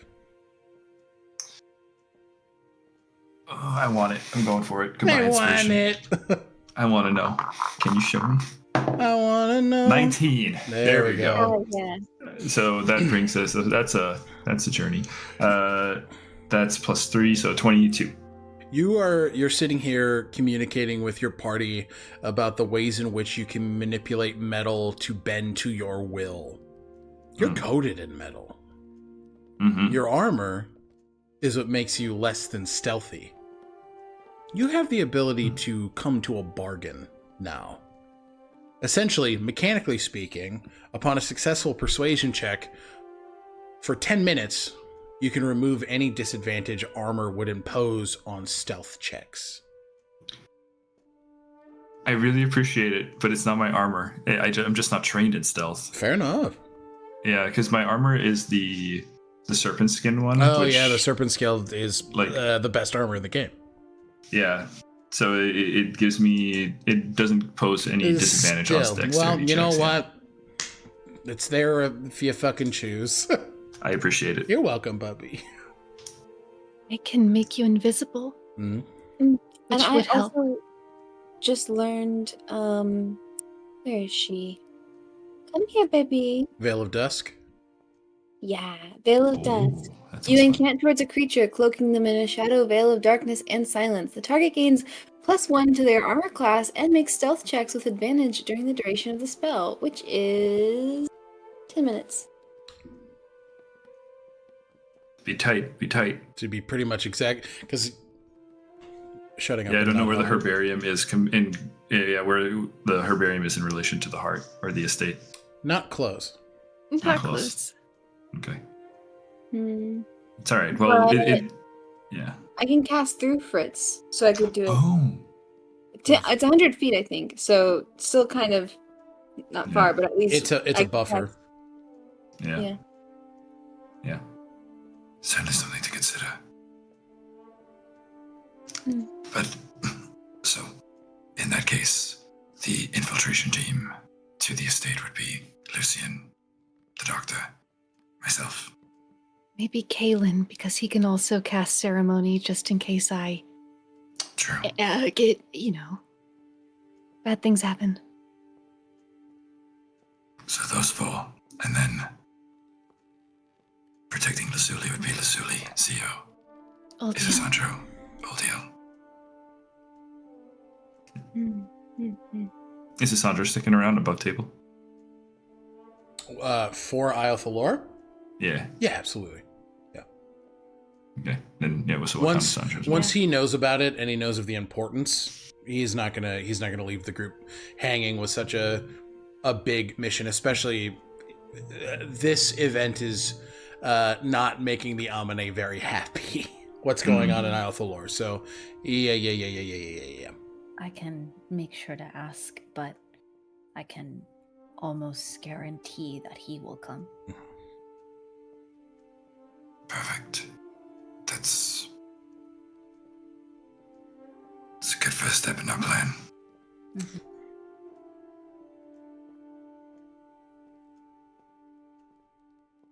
So, as far as infiltrating the Whitmore estate, Lucian will be instrumental. If he remembers anything of his childhood home, perhaps we can consider our plan of approach. It's only been less than 3 months since he was last there. Mhm. Can only assume that he knows plenty. The only thing, though, is that he won't know anything about where that heart is. Well, we know it's below the estate, Mm-hmm. so I imagine he knows how to get below the estate better than anyone else. You And just he have has- to be. You just have to be careful, because he might be able to get down there. But if even he did not know about this, could be pretty dangerous down there as well. I anticipate that will be the case.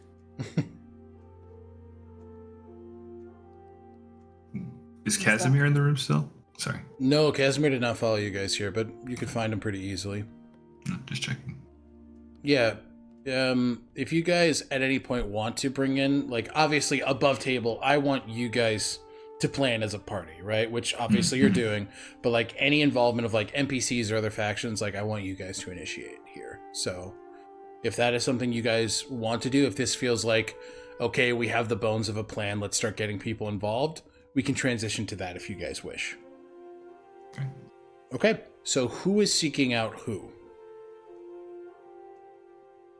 Well, I think I just want to get just confirm the head count. Please. So Would Casimir be interested in this fight? It's very likely. Okay. It's also not his first time charging into the Whitmore estate. Oh, That's true. experience can be useful. Yes. He did get there quickly. Yes, that is a very good idea. Perhaps Ishvor would be interested in protecting Lazuli. That's true. I'm not sure how long he'll want to stay away, but this does seem important. Doesn't just seem important, it is. Have we thought about contacting anyone in the Ebon's Eye? Why the Ebony? Sir? Well, Reeves, yeah, that's a good point. Well, I thought that maybe, since their connection to death, maybe they know something? I believe they're under Elizabeth's employ, no? We don't know you guys, that. You guys Above don't, table. above we know table, you know Yeah, that. above table, I Okay, don't know. got it. At table? No. Okay, that. got Yeah, it. we unfortunately don't know that. Okay, yeah. Well, That sounds like it's a more great so- idea. it's their connection to death, the connection to resurrections, and also the fact that we did know about Sir's attachment to Vaemir, right? Yep. Yeah. That was learned. That was learned Mhm. when Sir was with the group. Yeah. And the fact that Sir was Vaemir's chosen. Therein lies the issue. Yes. Sir is traveling with Vaemir's contingent right now. Mhm. If we reach out asking about Iyo Thalor, that gives our hand away. Well, if we don't have to reach out to Sir, but do you think that Reeves would not be amenable to maybe providing us with some information? I will write to him. I did the ceremony with the bookmarks with him. I can see what he might know, if he's willing to share. Also, since you have gotten back, what was it? You said it was 50 years of your memory now? Is there anything in there? Potentially. A little more about Reeves. He and Echinacea's demeanor changes, their posture straightens. He is a darling and very fond of drink. Well, I He think was alive when I knew him. Oh.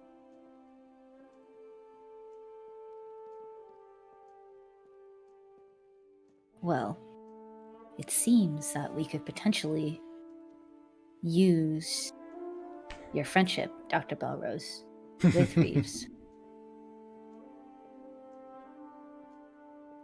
as a way to get something. So long as he does not feel used. Mm.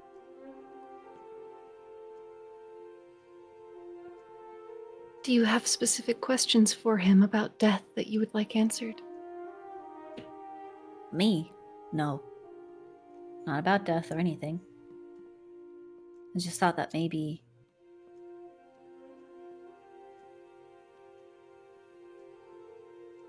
if they knew anything,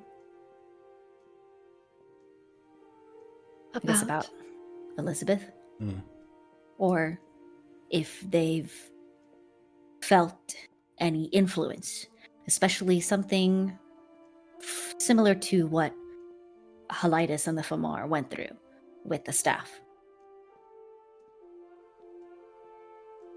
The staff of withering that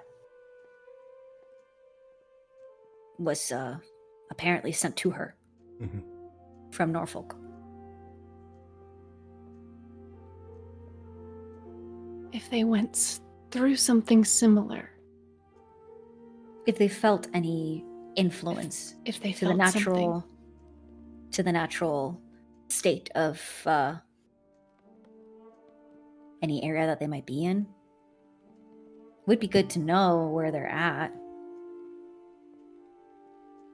Because if we know where he is, then we could potentially know if he is involved, if the Ebon's Eye is involved, or if they're not.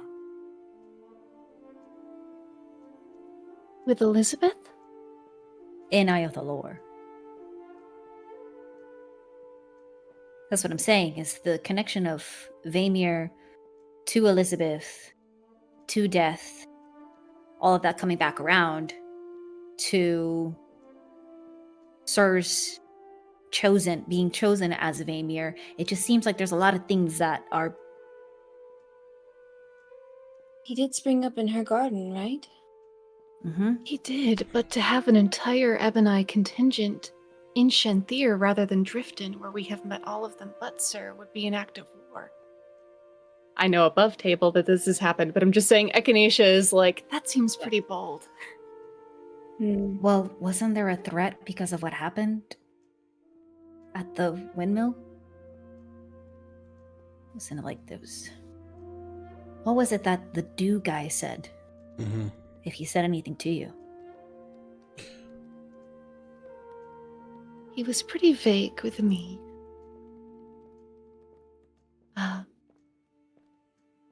As I understand it, he said that it was an incredible opportunity that Sir had killed a military officer in someone's home.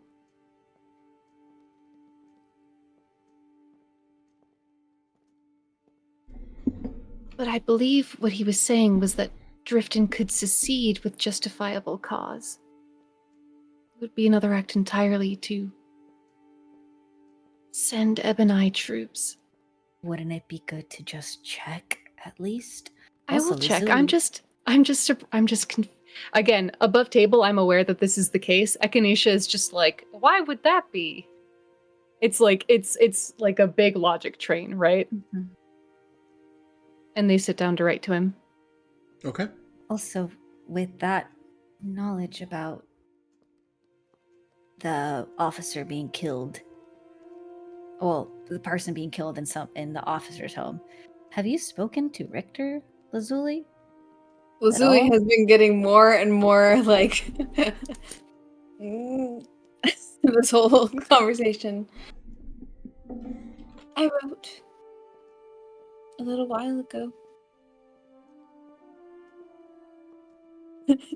You giggle.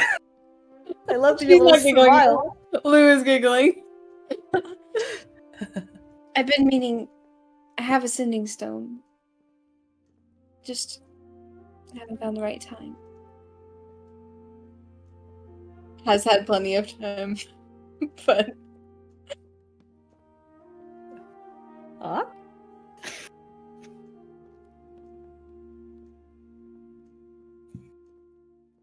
but I will. Lazuli's like, oh god. Okay. I think they're so Zio, you're gonna look for Isandra, I imagine.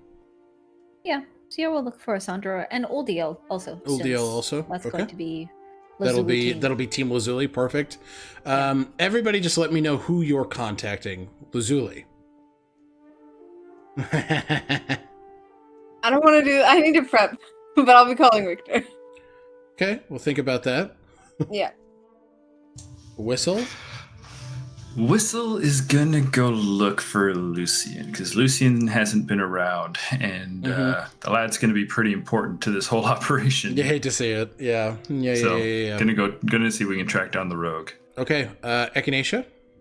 I think Echinacea will accompany because they also have questions about the infiltration and want to give the ring back, so they're going with Whistle.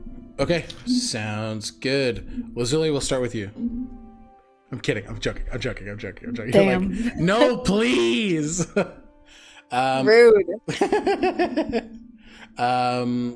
Okay. Let's stick with Whistle and Echinacea here as they go looking for Lucian. So go ahead and give me an investigation check, you guys. Can I aid? Yeah. Okay. Thank you. Take it at advantage. Ooh. Natural 20 plus 13. Nah. Oh my god, 33. Crazy. Okay. Where you hiding? Nowhere. Nowhere. Given you know Lucian, you know him a lot better than you did when you met in Iyo Thalor. And you imagine he is in a high place and you imagine he is tinkering. Ishwar's tower has more than a few towers. Ishwar's castle has more than a few towers. But the one closest to his room is the southwest tower. Okay. Heading in that direction, Echinacea will take out of their pocket this teeny weeny little flower that is made out of metal, almost like Monroe's brass one, but it's super small, easy to like stick in a pouch because they're like, I made it into a flower and then I remembered that it's for Whistle. And they press it into his palm. This is for you. It's lovely. Thank you. Aside from being a lovely little flower, it will allow you to cast a spell of my own creation called Dismantle. And essentially what it will do is allow you to take apart something that has pieces. It has to have pieces. The language of magic is very tricky that way. But it will disassemble for a minute or until you tell it not to anymore, and then it will appear in your hand or in front of you if you so choose, and, potentially not be in the hand of whoever it was at the time. That sounds very useful. Thank you, Doctor. This is a brilliant spell. Thank you very much. And a brilliant spell for a brilliant man. I don't know about that, but I'll certainly try to make good use of it. Take the fucking compliment. You hear from the wolf on the floor. All right, now I'm getting yelled at by shadows. My name is Aed Wolf.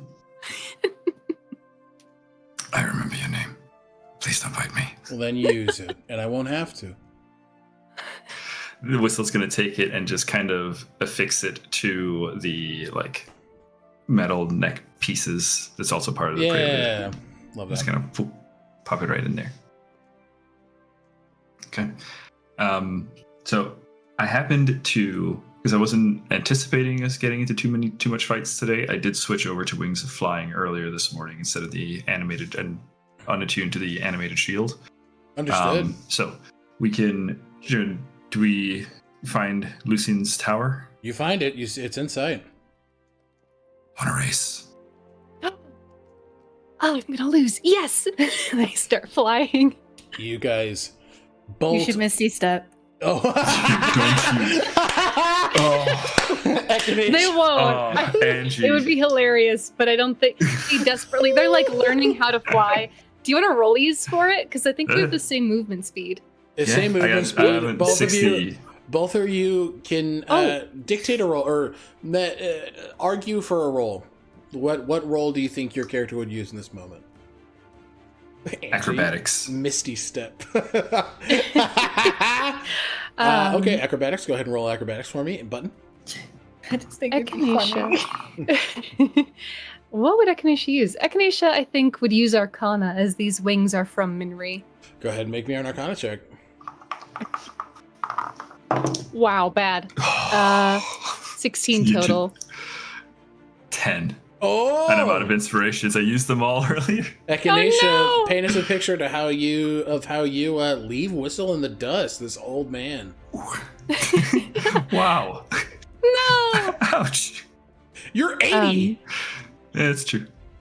Crazy. Was that like 30 in goblin years? Yeah. The wings, I think, because they can like fully retract and then appear as incorporeal. As they shoot out, there's this initial like length and height that they give Echinacea because the wings are bigger than themselves. So they already, as they spread their wings out, and there's just one beat, and then they streamline like a bullet toward Lucian. Yeah, absolutely. You make it up to the tower, and you see Lucian is just like, ow! As he covers his big ears that just have such incredible Tackle him. hearing. Lays back, clock The sonic parts. boom. Yeah, clock parts kind of go flying around the tower as he just sort of lays there like, oh. Oh, that was more aggressive than I thought. Are you alright? Echinacea picks up one of his, I imagine, like limp hands from the ground Yeah. and sticks his father's ring into it. I'm well. Are you okay? How the fuck? He's like, he knocked the wind out of him. Like, he's trying like, he Right, takes a second. understood. You know, like a kid, he puts his arms up and he's like, Okay. Echinacea climbs off of him and helps him up and casts Levitate on all of the clock pieces that got scattered. Yeah. That's awesome. He takes it, sees Whistle come up. How did you get this? I talked to Lermina's boss. And I gave him a story in exchange for stuff.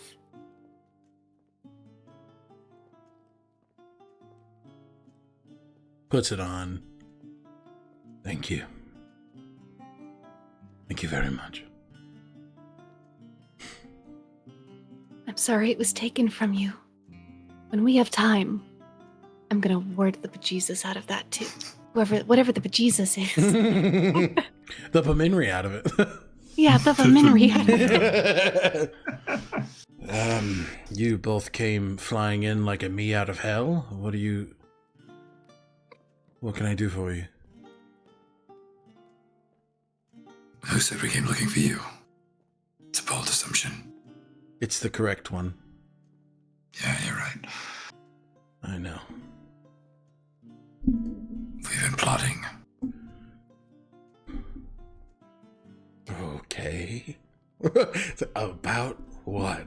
Adolf is like, how we're gonna kill you. Aidwolf. I'm shush. kidding. It was a No. joke. It was sorry. Don't give it away, Adolf. Oh no! We have been plotting to get to Elizabeth's hag heart, which is beneath your home. And we were wondering if you would accompany us on that.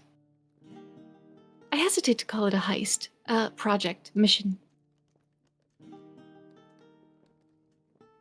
Plan is to deal with the heart then?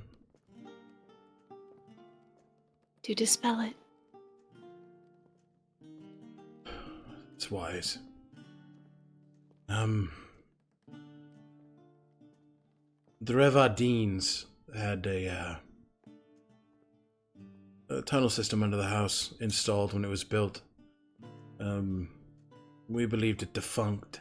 At least I did, but Father was always very intent, before he passed, of course, that we not use it. We do not enter, it was dangerous. He said it was cursed. And we've had our fair share of curses. Now I understand. I imagine he was right. I'm sorry. No, we were saying the same thing. And you see, he kind of looks a bit quizzical, which means he knew what was under there.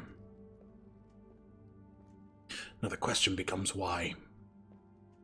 Well, I mean, think about your ancestors, the ones who claimed the Whitmore estate from the Revardines, who made a hag pact. He could have known about it.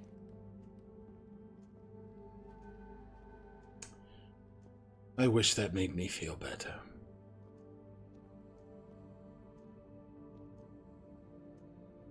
Makes his treatment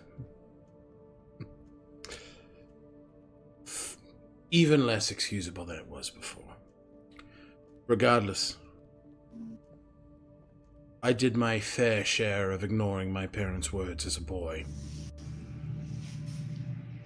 Ventured into that tunnel system. It is indeed cursed, and now I know why.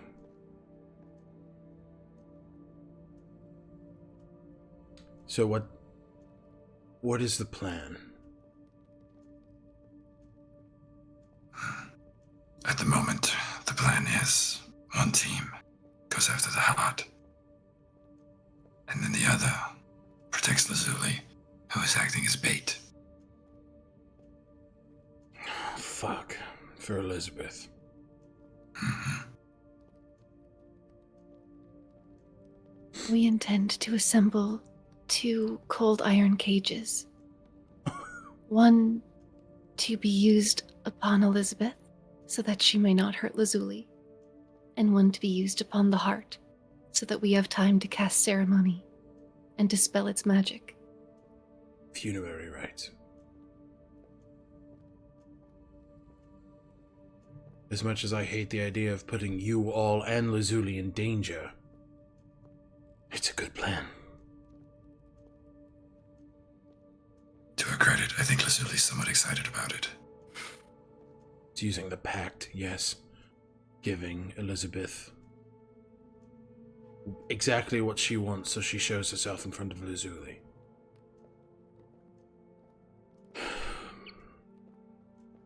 All right. If it gives you any comfort, if we have time before this, I believe I can prepare protective measures for Lazuli.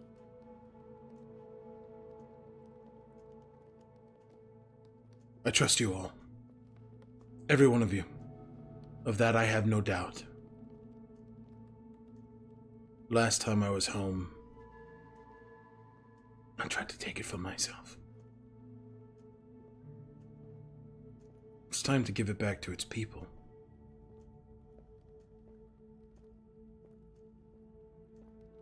Well said, Sir Knight. No one's knighted me yet. That's not true. Give it time. I did with a spoon. That's true, but I don't know if that is recognized by greater knights. But the gesture has stayed with me all this time. I will help you. Who else is on Team Heart? Galen. Oh, that's fucking good. Yeah, okay. Possibly Casimir. Oh, shit. They're so fucked. Alright. Well, you have me on Team Heart. Thank you. Thank you. Thank you, both. See, as he slides, he's kind of been playing with the ring on his finger this whole time. He just slides it on there nice and securely. And yeah, you guys have successfully gotten Lucian on Team Heart. Are you guys seeking out Kayla next, I imagine? I got one more thing for Lucian. Oh, though. please. Oh, yeah, please. It's quick. Just before fine. we head off, Whistle's going to pull out the oath bow that was amongst the items returned and say to Lucian, Yeah. I don't need this anymore. And I think I'd like it to go to someone worthy.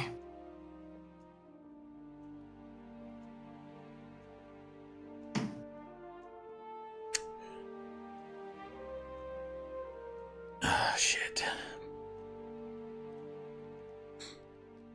Takes the oath bow. And you picked me? I did.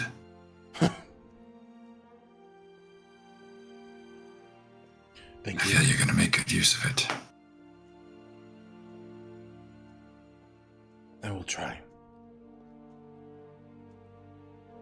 I'll leave you to your tinkering. No, I'll join you. Do you happen to know where Caitlin is by chance? He's in that fucking temple. Ah, that figures. Thank you, my friend. I think he's going to kind of give him like a arm hold and then like a little one-armed hug. Lucian pulls you into a full hug. And reciprocate. They're healing? They say internally to Aidwolf. Aidwolf's like, are they gonna kiss?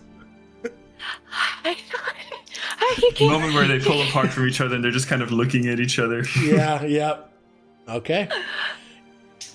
And you guys, you can remove the oath bow from your sheet, and I will add it to Lucian's inspiration point.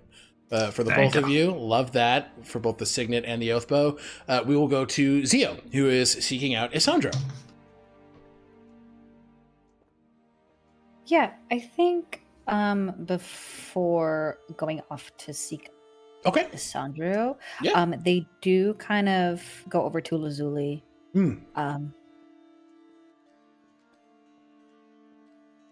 So, when we set this trap, I wanted to ask if you can trust me with the something blue. To be honest, Iyo, if it were in the herbarium, I was planning to pluck a flower. But if Oh. it's something else, and I'm not sure if it has to be what it has to be, then maybe that's considered stealing, and so I don't know. But if you have an idea, I trust you. I do. It would help maybe relinquish something of mine over to you. But just a thought. Whatever happens when we're there, I know it's gonna get a little dicey.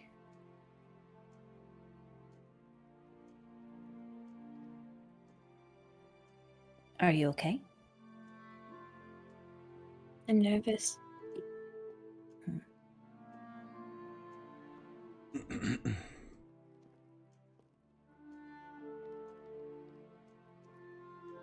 Well,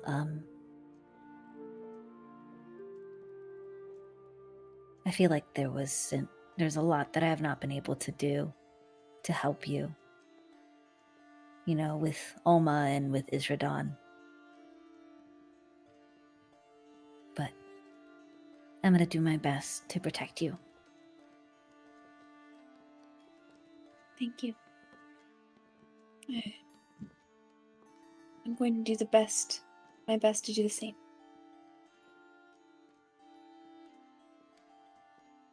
Okay. I'm gonna go find Isandro now. And if there's anything you need from me, you know you can always ask. Thank you, Zia. Then Zio will pat away. Okay. Yeah, you easy enough to find Isandro. He's currently at the large aquarium that dips into the dual seas of Aosha. He's very much enamored by the animals. That turtle that you guys saw before is just kind of like, they're back.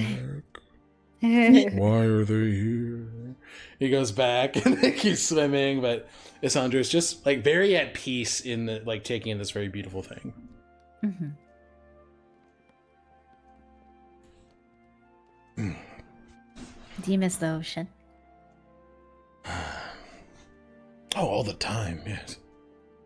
The ocean's a beautiful thing. I miss it every day. Mm. Last time I saw it, it wasn't such a happy moment. Your death, right? Yeah. Mm.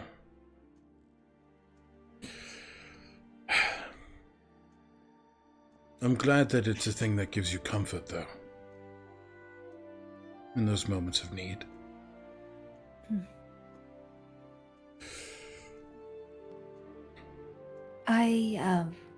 We're planning for our move onto Iyo Thalor with this whole hag business. Yes. I know you said that you would be sticking around a little bit longer, but I also don't want to assume that you were planning to go with us all the way there. But if you are, we could use your help in protecting Lazuli. Maybe we can try it a second time. Make sure she doesn't go down. Yeah. He sort of cups your face and gives you a very tender kiss on the lips. I'm following you.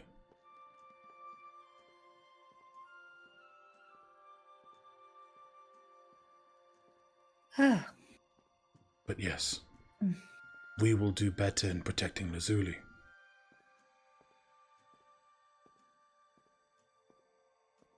And I know you've been planning. I didn't want to interrupt. Iyo Thalor is southwest, or southeast from here, correct? Yes. I hear them. The Amane. Whatever is happening there, they need our help too. And in order to do Feel them.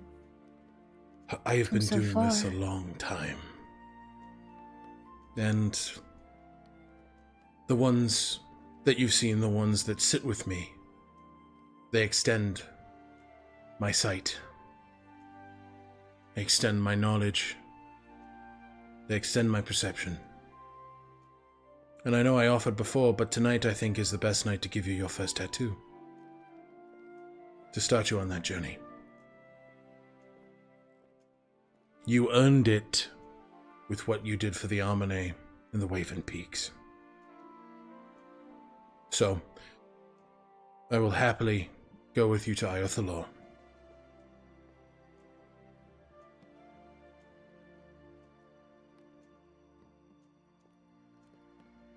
I need to go find Oldiel as well. She's very funny. Yeah, she is. I would love to accompany you, Okay. if you'd like. Yeah, of course. I was going to ask for something, Mhm. but it might have to wait. But I want to know. Well, and Zio looks around the room and the ocean and the water, and everything, and says, "Can you meet me here later tonight?" It would be my honor. Okay, Let's go. let's go. You walk off and you find Uldiel. We'll stick with you since that was a relatively short scene. Uldiel is walking from the kitchen. She has some bread and like raw meat in her hand. Ah, hello. Good evening. What can I do for you? Are you stealing things from the kitchen? I asked. Just plain raw meat. I intend to cook it. Oh. I just Do you want don't some know. help? Yes. What can I do for you, Zio? Well, we are planning for our trip down to Iyo Thalor, and just like how I said to Isandro here, well, I don't want to assume that you are coming with us, but your abilities would be greatly appreciated. She nods. I am on a bound. I am on my way there with the rest of you. What would you Perfect. need my abilities for, exactly? Protecting Lazuli.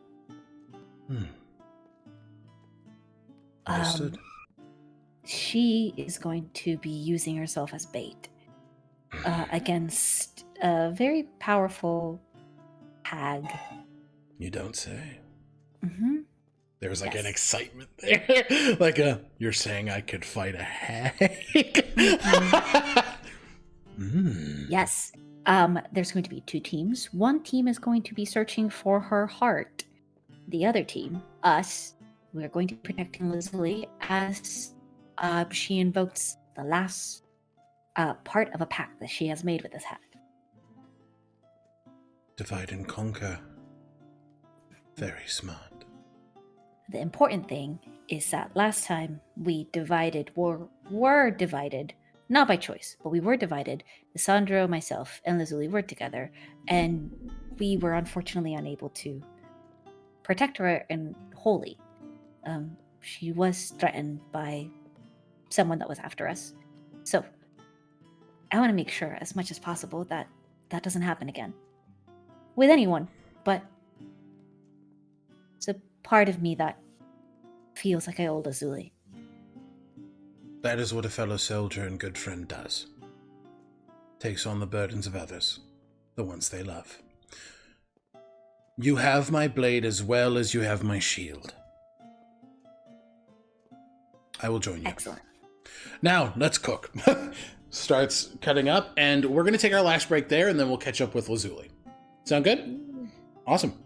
All right, we'll see you guys in about 10 minutes. Bye-bye.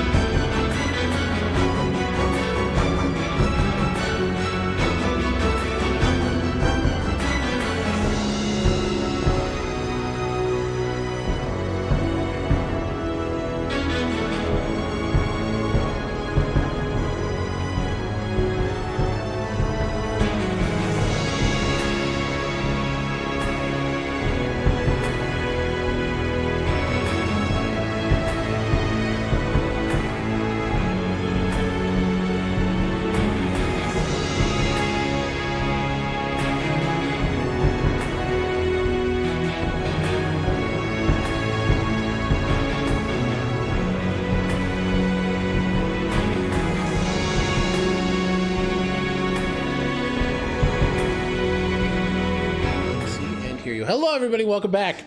So, Lazuli touches base with one Richter Oliphant, and through the conversation, he agrees to bring aid to Iyo Thalor. So some of his contingent, Monroe included in that. I'll be checking. He states that Lockhinge is doing very well, even without Uramil's presence. He is sorely missed, but the people there are thriving. The people there are doing well, and the restoration of the windmill is complete. But he has noted military movement inching closer and closer to Shenthir in this time.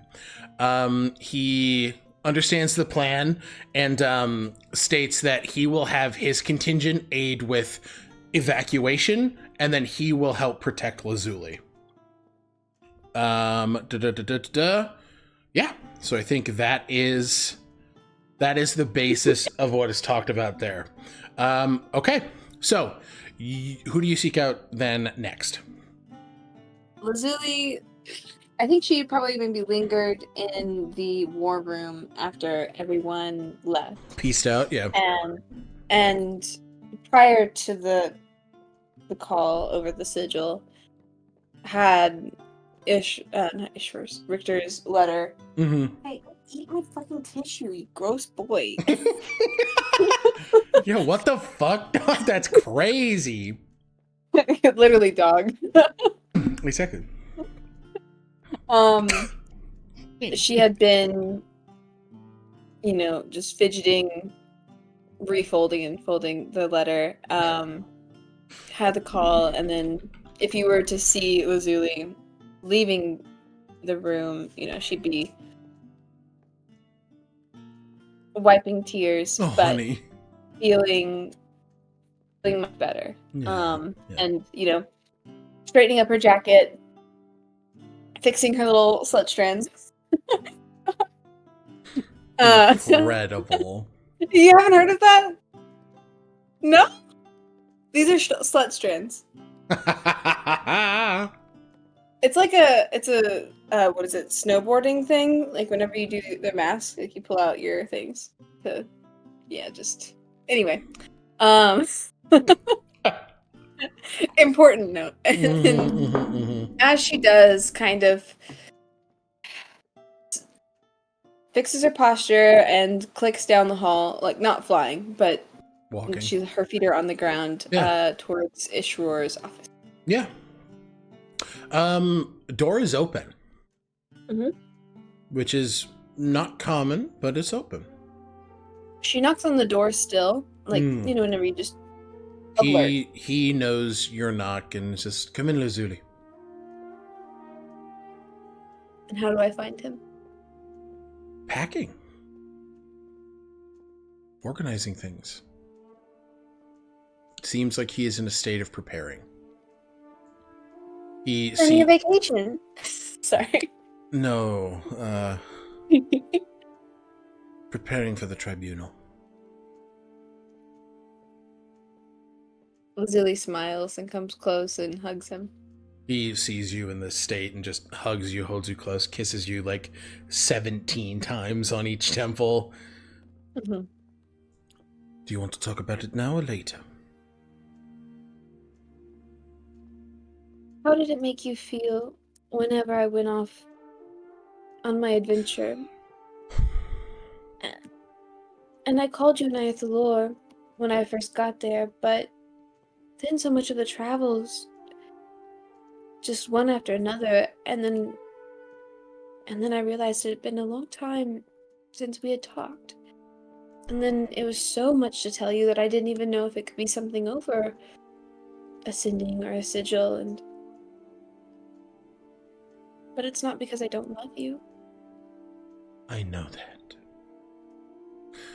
My love, I am happy to hear from you whenever I get to hear from you. And I know that once you are out in the world, you are busy. Mostly busy with things that I have tasked you with. So I understand that there is a large world out there that you are intent on seeing. Feeling rushed to check in with me is not something you need to worry about. Sometimes there's important information that I should tell you. That's very hard to say. I will get the information when I need to know it. And not learning it till later does not make me love you any less. Does not make me trust you any less. There is nothing that you are doing that needs to change for me. She probably is like crying. Yeah. Sobbing into his sweater. You are perfect. I would not change a thing about you.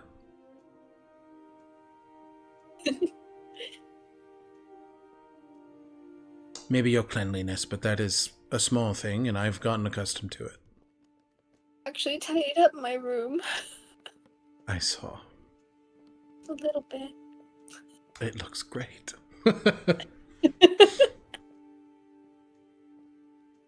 Seems you and yours are preparing. We are. She relays the plan. Ishwar doesn't like it, but you are an adult. You have proven to him over this adventure that you are more than intelligent, you are more than trustworthy, and your friends, your family, has your back.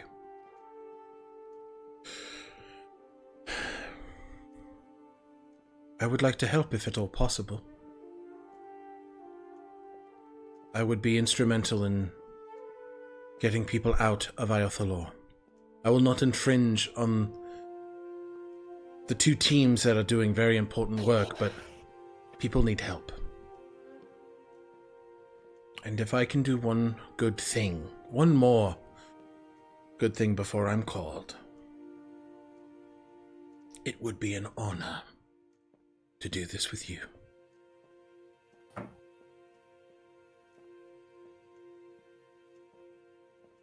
She starts to cry again because she didn't realize it was going to be that soon. She's like, dragon time it's going to be a while. Mm-hmm. Avoidance. Yeah.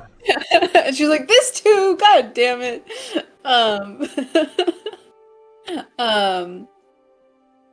But she like holds him and is just excited for him to have an opportunity to grow as well. Yeah. But just change, and Mm-hmm. the growth zone is uncomfortable. Yeah, and Ishwar sort of leans and kisses you on the cheek and just, do you want to go flying again? Like we did when you were a child. I really do. Let's go. Okay. You follow Ishwar outside, and it's another snowy day here on the mountaintops, and he transforms into his resplendent silver dragon form as you sit not on like the base of his neck, but you sit right up on his head and curl your hands around his smaller horns, and without any word, he knows what you need, and what you need is to explore. What you need is to be a part of this world. And he dives down the mountain, and you feel the snow almost like a warm embrace just battering your face. Any sort of snowflake is like a little kiss from Ayosha itself as you delve through the deep valleys of the mountains and climb around it. And you and Ishwar spend your time together. Okay? Inspiration point for that, Lou. Thank you. Inspiration point for that. No, But you can only use the NPCs. I don't get any of those. Okay. Whistle and Echinacea, you're looking for Kalen. You know he's in the chapel. You find him. He is he's in a state of, I almost said undress, but that's not correct. He's Again? He's jerking off in the chapel because he's Kalen in this worshiping. chapel. No, it's as much as he's attracted to Echinacea, he's really attracted to the chapel itself. No, he is what I meant was he is out of his armor. He is in sort of just casual regale, and this is a temple that hasn't seen much. Well, that's not true. It has been pretty empty until the party has gotten here. Let's say, and he's doing some upkeep. But his hair is down. He's just wearing like a black tunic. Paying his respects. But you two walk in, or you three, because Lucien is there with you. And Adolf just kind of, it's good to be back here. Yes, it is. Damn. Kaylin is like, oh, hello. Hi, how's everyone? What can I... Welcome. He bows to you all like a fucking idiot. Looks to see if anyone's bowing back. Echinacea bows in a very teasing way. All right, Whistle joins. Adolf bows his shadow head, and Lucien stands there like this. What the fuck are you doing? Offering respects in my chapel. Hello. What's up? We have been plotting. Oh, that's always dangerous. But I like dangerous, so please. What are you plotting?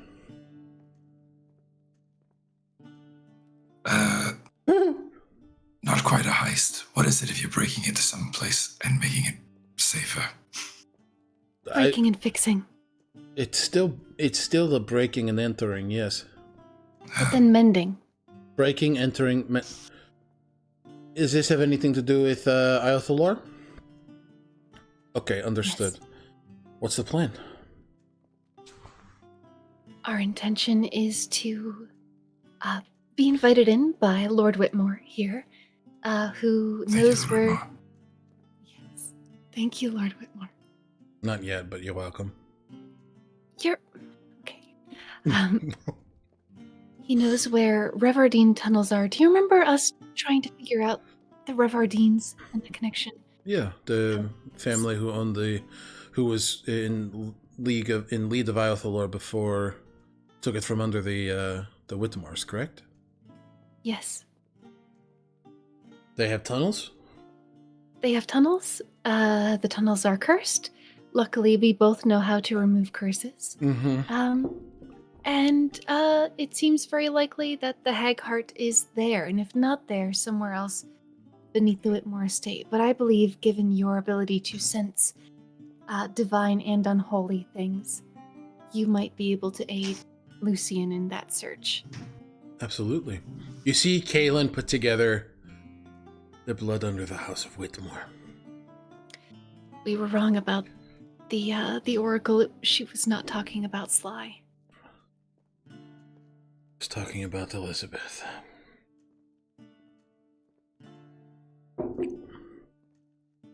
I will do everything I can, you know that. More than that, I will get in contact with Christopher and see if, from what I'm understanding, people need to get out of Iyo Thalor. If she can feed on the people of her city, they need to be gone. Yes, our first order of business is getting them all out. You have the Thortel Guild at your back. Thank you, Kaylin. Of course. I'll call Christopher tonight. And we'll get ready. But I will join you, Whistle, and Lucien in the Whitmore estate.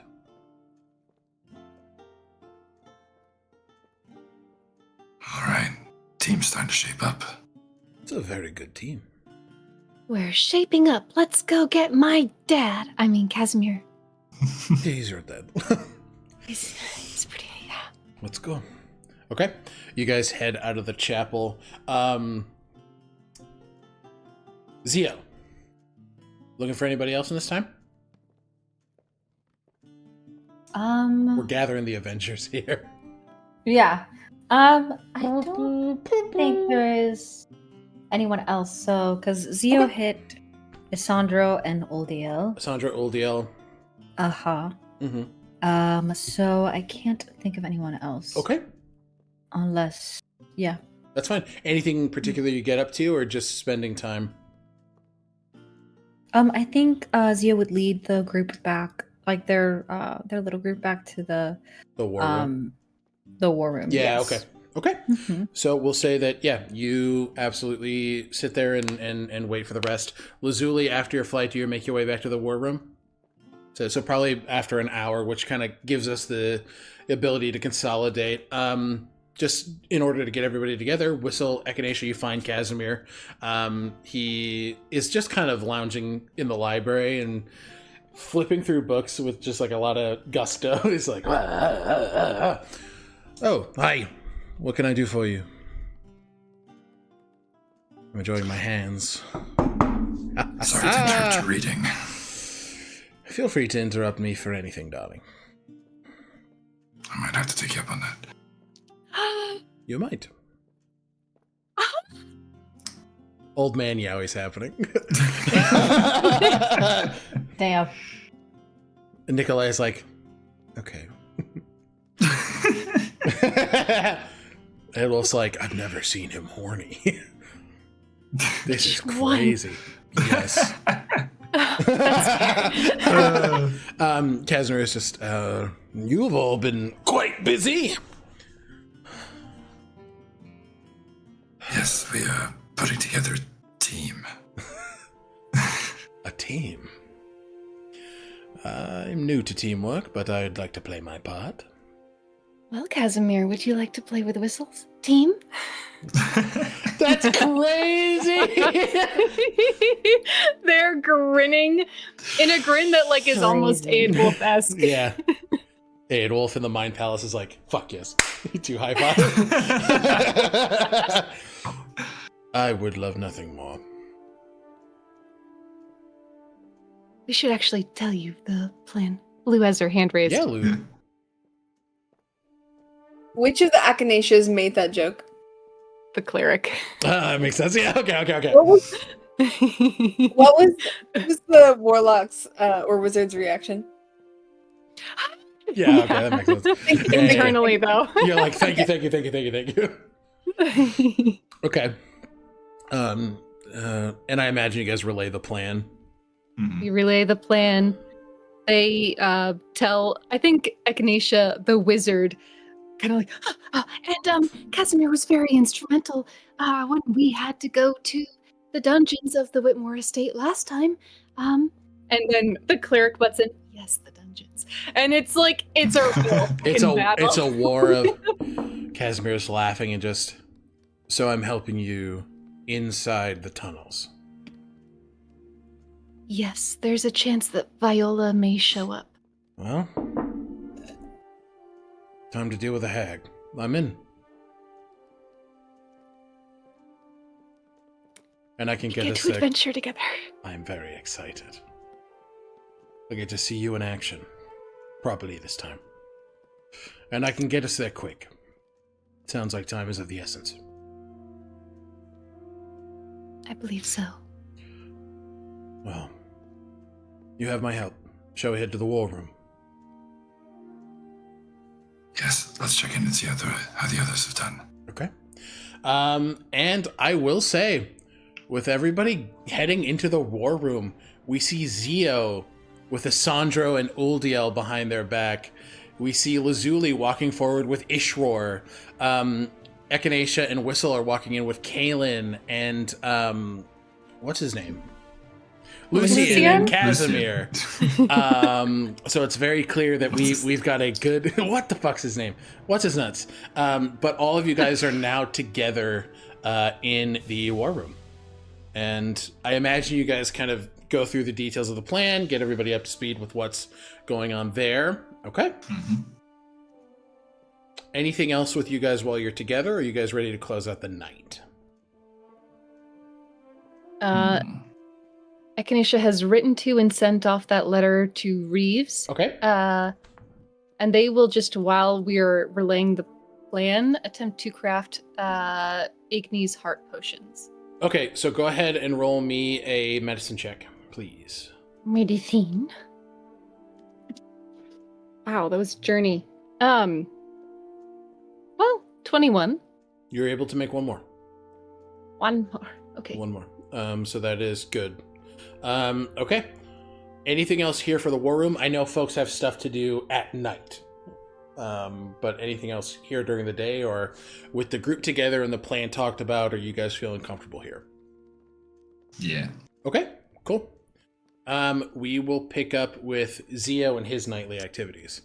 You you make your way back to that aquarium where Isandro is sitting.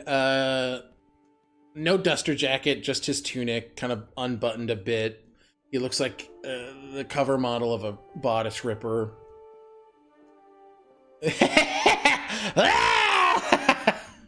Keeping it together. Zio has an impulse to be a little bit playful. And disguise themselves. But then decides not to. Makes sense. Just like, I feel like the way that it happens is Zio has the hat in their hand and they're just kind of like, and then before even realizing, like they're fumbling so bad with it that I think Isandra would notice. And then Zio just like hides the hat behind their back. You're planning to trick me? No, not at all. No, I was debating it. Well, you lied to me now too. There was no plan executed or nothing. So innocent you are. Yeah, very. No, you're not. I wanted you here, not just for other stuff before we go into whatever it is that we're going into. But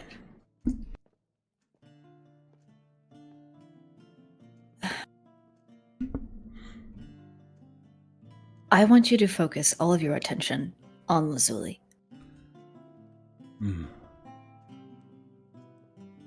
I understand. I know that what the Amine ask for comes first. But I also want to make sure that when we're there, whatever it is that we do,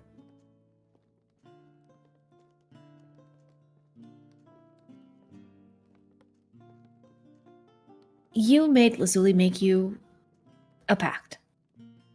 So I want you to make one with me in return for making sure that Lazuli is kept safe.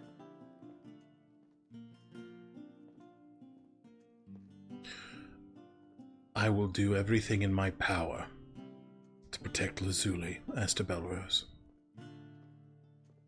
I will ensure that her life comes before mine. You have my word.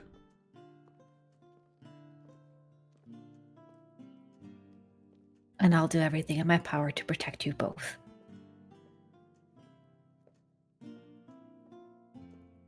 We will fight together. You know, I just realized you know my full name. But are you just Isandro, or? That's a great question, isn't it? I am just Isandro now, but I was not always.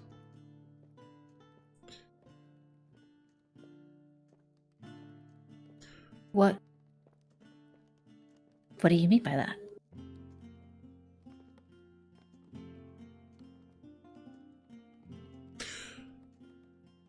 My family was not happy with my decision to be Spirit Caller. Oh. I chose the Amine of the world over them.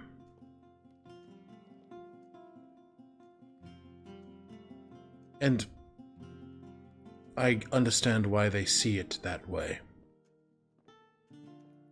And I do not blame them.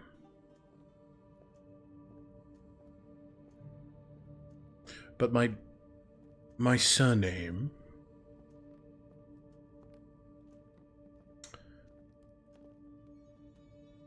is Katolo. Katollo. Okay. Tolo. Is that name familiar to Zio? I say give me a history check.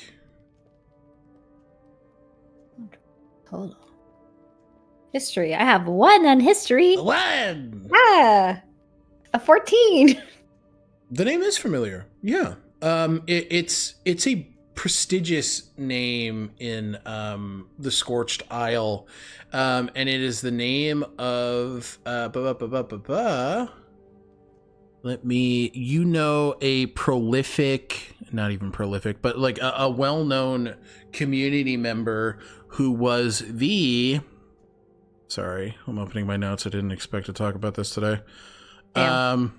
Well, you never know when shit's gonna come up. All right. I'm not a cook, but I like steering the pot. That's Angie. They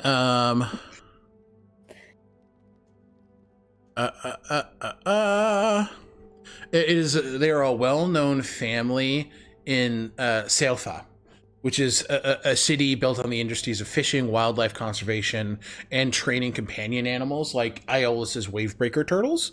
And you know that Kotalo was the name of an individual who was a I'm gonna die. Do that. I'm dying. They were a member of the Great Council, one of the council members for the whole of the Scorched Isle. Oh. The Council of Elders. Oh. Yes. My mother is one of the elders. I'm familiar. Mm-hmm. Huh. Wow. I wish not to bring dishonor to my mother, so I forego the surname.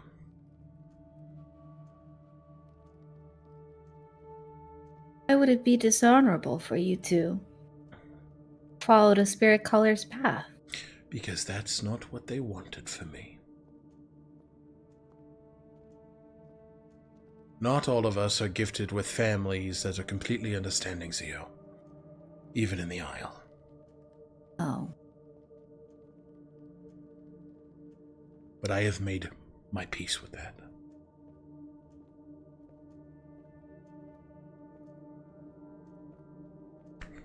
I want you to meet my family when we get the chance. I would love nothing more than to see the ocean, visit home, and meet your family.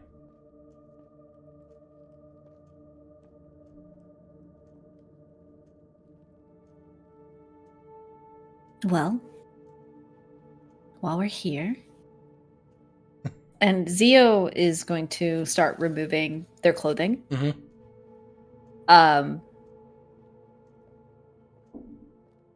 I want you to choose where you're going to mark me. Mm.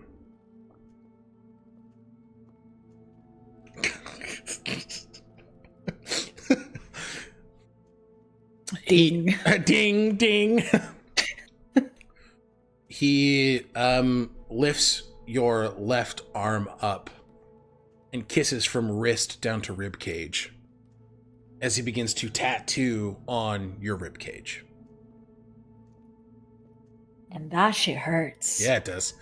But you two begin to share this magical experience in tattooing your first spirit caller tattoo. Zio, you gain a feat which name I forget. Give me 1 second. I'm a fucking idiot. Sorry, I'm so fucking sorry. I was gonna say the something. music really sold the hook too, though. Yeah, I was going to say something degenerate, but thank you so much for.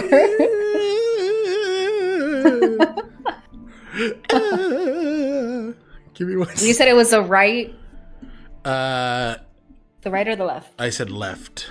Left. Okay. You are given the Magic Initiate Druid feat. So Exciting. So you can add that to your character sheet, and as the tattoo is finished, the two of you spend the time here? Oh yeah, they We spend fade- the time. We fade to black. Oh, we spend Zio's- the time. Zio's already naked. Yeah, 100%. 100%. Oh, God forbid someone walks to the aquarium. Okay, yeah, you and Show. Zio and Isandro are indisposed for the evening. The bounty of nature's gifts. Anything else for anybody? Any other night activities before we end the session here? Night activities. That's not what I meant. It may be a lot of questions, so we can save it for next session, but Echinacea will cast Dream so that they can try to reach out to Henrik. But as they... Sorry, you first, please. You can cast Dream before you have to cast it before you go to sleep. So I think after they cast it, before they delve into the dream, they're going to seek out Kaelin and say, "It's no temple. And it's not the astral sea. Mm-hmm. But my room has a very nice view. You're there. Making me blush. We're going to do more than that. Let's go. Yes, please. And yeah. Yep. So we'll fade to black there, but we can actually tackle the dream here. I want to get that information tonight. If folks are good with chilling for a bit more. Because yeah, I think with the planning, I'd rather just do that tonight. Okay. Whistle, Lazuli, anything else for the night, or you sleeping? Sleeping. Lazuli will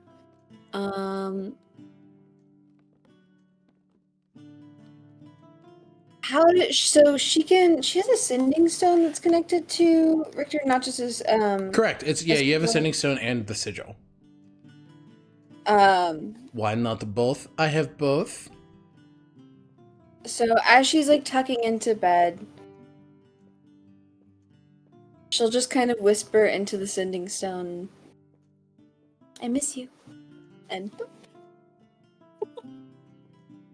now that some of it, yeah, that's it. That's all. You'll just get I miss you too. And I'm excited to see you soon.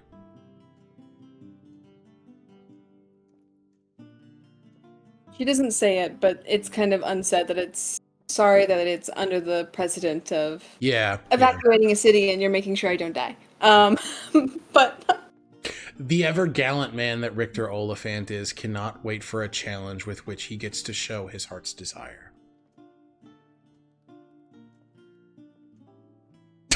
Angie. Yay!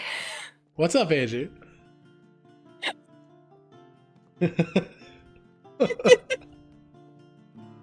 Bars? Thank you, Angie. Whistle. As you head to bed, you kind of unpack for the night. There is a knock on your door. I answer the door. It's a small, grung individual named Bilquist. I'm kidding. What are you doing here? You open it to see Aasimar. Oh. Good evening. Good evening. You said I can interrupt whenever I liked. You enjoyed it, right? I did. It's good to see if that is true. Whistle will just it was kind of leaning against the door frame and just kind of pulls it open the rest of the way and gestures for Aasimar to enter. Aasimar enters, and we'll fade to black there. Everybody's a fucking tonight! Except Lazuli. Lazuli, you get a knock on your door. Huh? Okay. Who is it? Do you open it? Oh yeah. It's one Lucian Whitmore. Hello, Lucien. All right, you look like you've been crying. It's a long story. Well, I've got the time if you'd like to tell it. I will. She looks like into the hallway and kind of looks both ways. Nobody's there. Well, yeah, but kind of like a. Is everyone else occupied? Everybody else seems to be indisposed. He sort of like plugs his ears a little bit. Yes.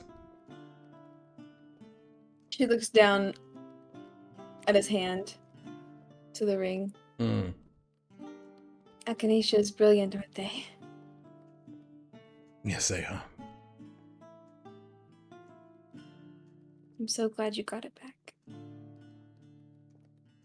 There's a sadness that comes over as she remembers the night where that moment with, the kind of vision of his mother. Sort of, his hand flexes over it and he just... So am I. You know that you're pretty spectacular yourself, Lazuli. Thank you. I made you something. What? He pulls out a miniature clock tower that has a coiling silver dragon around it. It's what he was making before.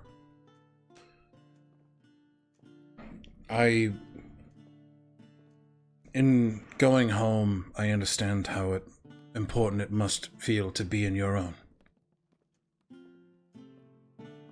I figured you'd like something that allows you to take home with you. Wherever you go, the same way this ring does to me. Thank you. I can't wait to put it in the humble abode. But for now, she puts it on a nice little pedestal where it can really shine and be in the light.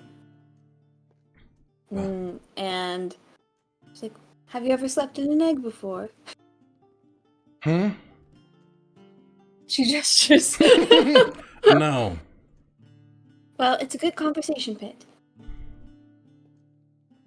Well, let's sit in an egg and conversate. And I think they just talk. She probably talks about Richter and how that was hard to confront. Just traveling. Talks about all of the stuff that she's learned with the Death Hag Pact. Asks about maybe anything that Lucian would want to talk about with his childhood or anything like that, any of his life things. If it's not something he wants to talk about, then she won't cry, but if it's just a night of sharing Lucian is pretty intent on listening here, but he, through the course of the conversation, absolutely mentions his trepidation for returning home and some things tied to that, which is just returning to a place that has not always loved you back, and not doing it for yourself, but doing it because the place itself is good. It's the people that make the place, and the people within Iyo Thalor are good.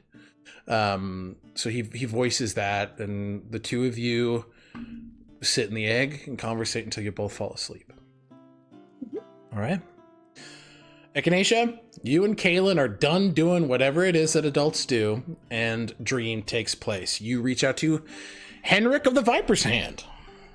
Yes, Henrik of the Viper's Hand. Okay. What does this look like as you do?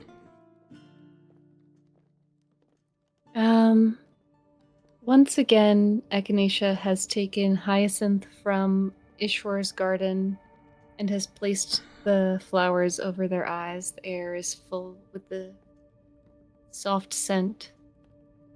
And as they drift off to sleep, they carry that scent with them to whatever dream they enter, which they can sculpt upon arriving. You... It's interesting. You enter what looks to be a very humble home. It's in a large city block, and you see a man, Henrik, sitting on a very humble couch, just reading a book.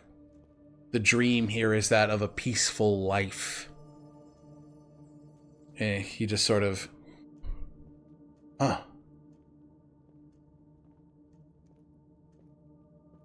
find it difficult to read in dreams.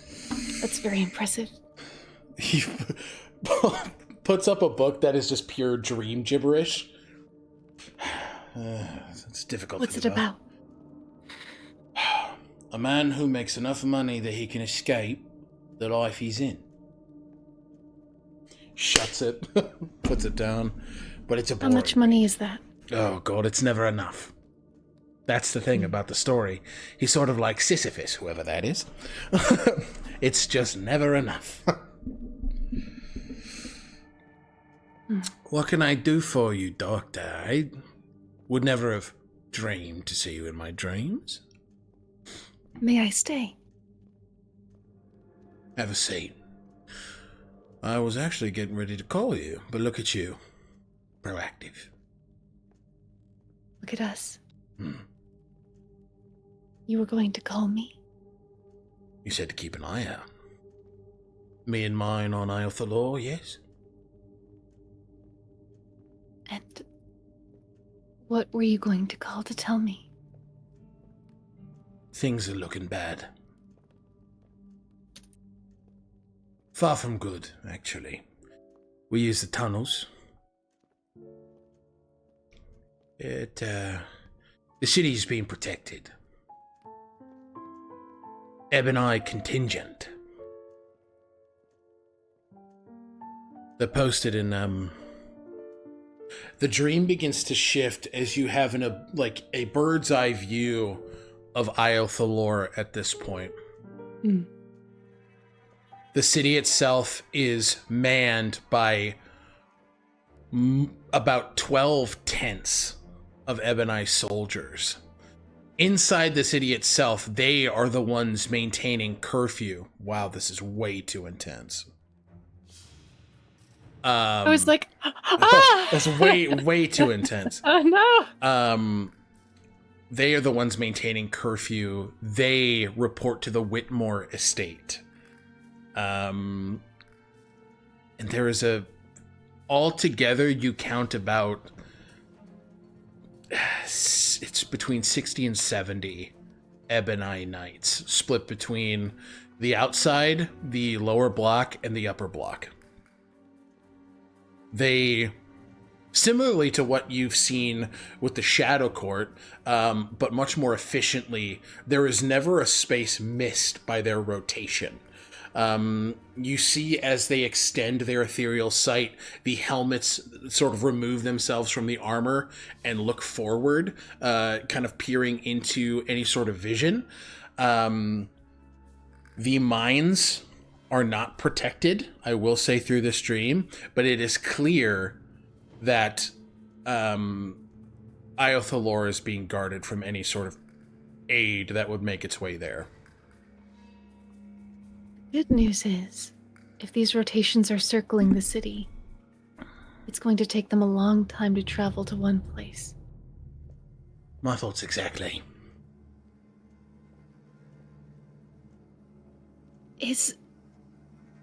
Has Drifton declared war on Shanthir? These are just whispers. But yes. Seems like more than a whisper. Nothing's been officially declared, but with these actions, war is here.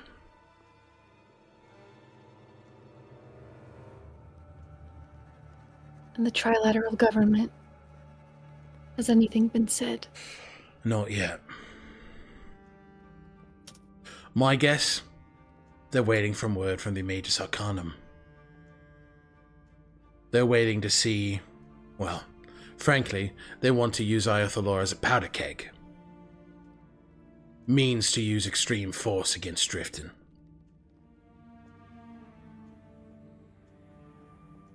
I see.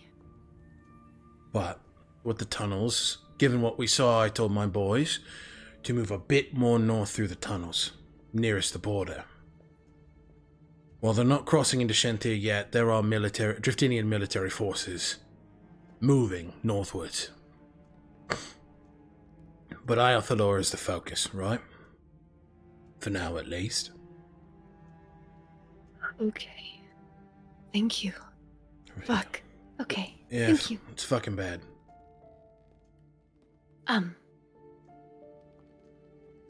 We have the Thortel Guild on our side. Are you in a position to work alongside them? Oh yeah, we've always appreciated the dweebs. Okay, you didn't have to say it like that, but okay. Tell me they're not dweebs.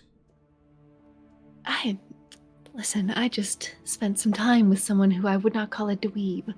But that said, what about the Bright Fury Guild? Have you spoken to Milana in the lower block?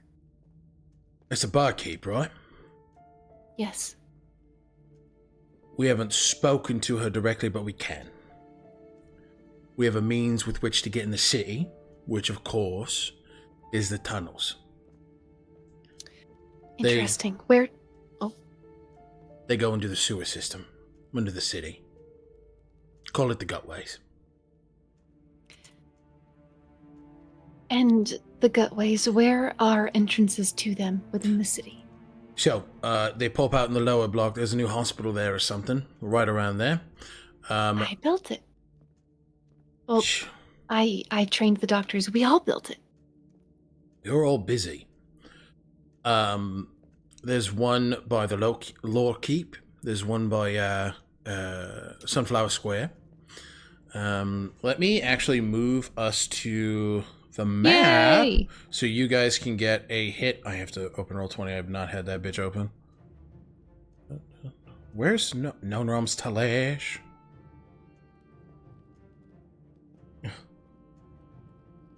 Okay, and for the first time in a while, let's go ahead and go to the Iyo Thalor map. Bink, bink, bonk. There we go.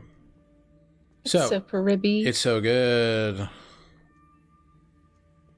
Okay. And then I'll transfer over to the... Yay! Other screen. Okay, so here, let me just mark these with these. There is one here in the wastes. There is one here. It's more toward the temple of the Changebringer. The hospital, if I understand correctly, is more over here.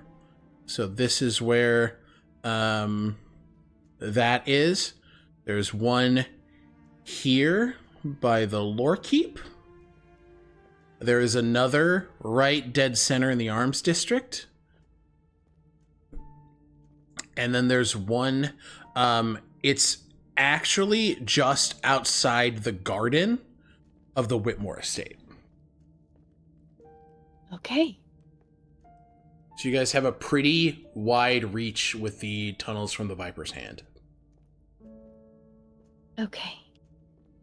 And is Elizabeth Whitmore up to visible fuckery? Visible fuckery? Absolutely not. She has her ebon-clad goons do that. About once a night, bring somebody up to the Whitmore estate. They don't come out. You know who they last brought? I don't know their name. They've been focusing the lower block, of course. Makes sense. How many people are you working with in the Viper's Hand? Me and my boys? You asking for our help, Doctor?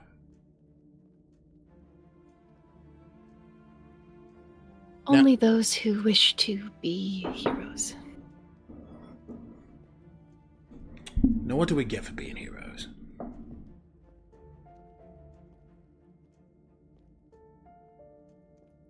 Well, We've been vexed by the title of hero before.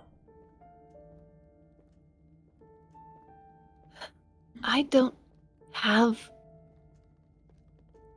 a lot of money, but I am willing to pay, and beyond that, we will be returning with the rightful son of the Whitmore estate, who, if he is restored to his title and estate, would be in a position to grant titles. Nobles, when they're mighty thankful, have deep, deep pockets.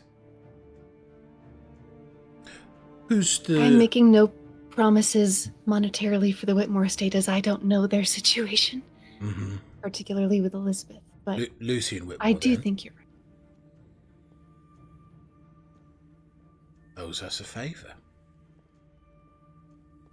So, this could be a good opportunity for him to pay it back. He owes you a favor? From his Sunwall days. Okay, good. Okay, that's something to ask him about. Okay. More questions. But instilling someone we're familiar with does make it a lot more possible. My boys is about 30 of us. Directly under my command. Okay. How many, Thortel Guild members are you aware of? In the city, probably about 20, 15. But, I mean, Mr. Elmsong's fucking ancient, so make that 14 or 19. Right. One of ours, she did work for us at one point. I can trust her. Works for the Thortel. Name is Jen. Yes. Okay. Excellent. Okay. Oh, you know Jen? Oh, she's my first wife. What? What? I'm sorry? It was brief. Didn't last long. Jen. Okay. Good to know. She's okay. a good lass. Yes, she is. Oh, okay. I can get in contact with Jen. Good. Be nice to her. Trust me, I don't need you to tell me that. Okay, good. He, in the dream, he lifts up his shirt, shows a stab wound next to the lance. I know. Makes sense. I know. Yeah, yes. Okay. Should I drop your name? Will she know you? Yes. Alright. Will do. Also, would you be able to access the cold iron mines, the quarry? We can make our way there. What do you need from the mines? Cold iron, I imagine. What do you want? Ingots? Love table, yes. It really doesn't matter if it's Yeah, it doesn't ore or matter. ingots. Yeah. We truly are not picky. I would say ingots just because they're pure. Fair enough. Ingots would probably be best. Full disclosure, we may be dealing with some unsavory Fey entities. Understood. Yeah. Makes sense. Well, cold iron would be good. I can have my boys coat our weapons with it as well. Just in case. Excellent. That's very smart. How much cold iron you need? How many ingots? A lot. In the dream, they will do their best to show the schematics that Whistle found. Yeah, okay. Enough to make these. That is a lot. Well, I'll get them started on it now. And then that way we can do it. When are you going to be here? Tomorrow, I believe. Noted. Well. Where, outside of the city, would be a reasonable, safe place to potentially meet you?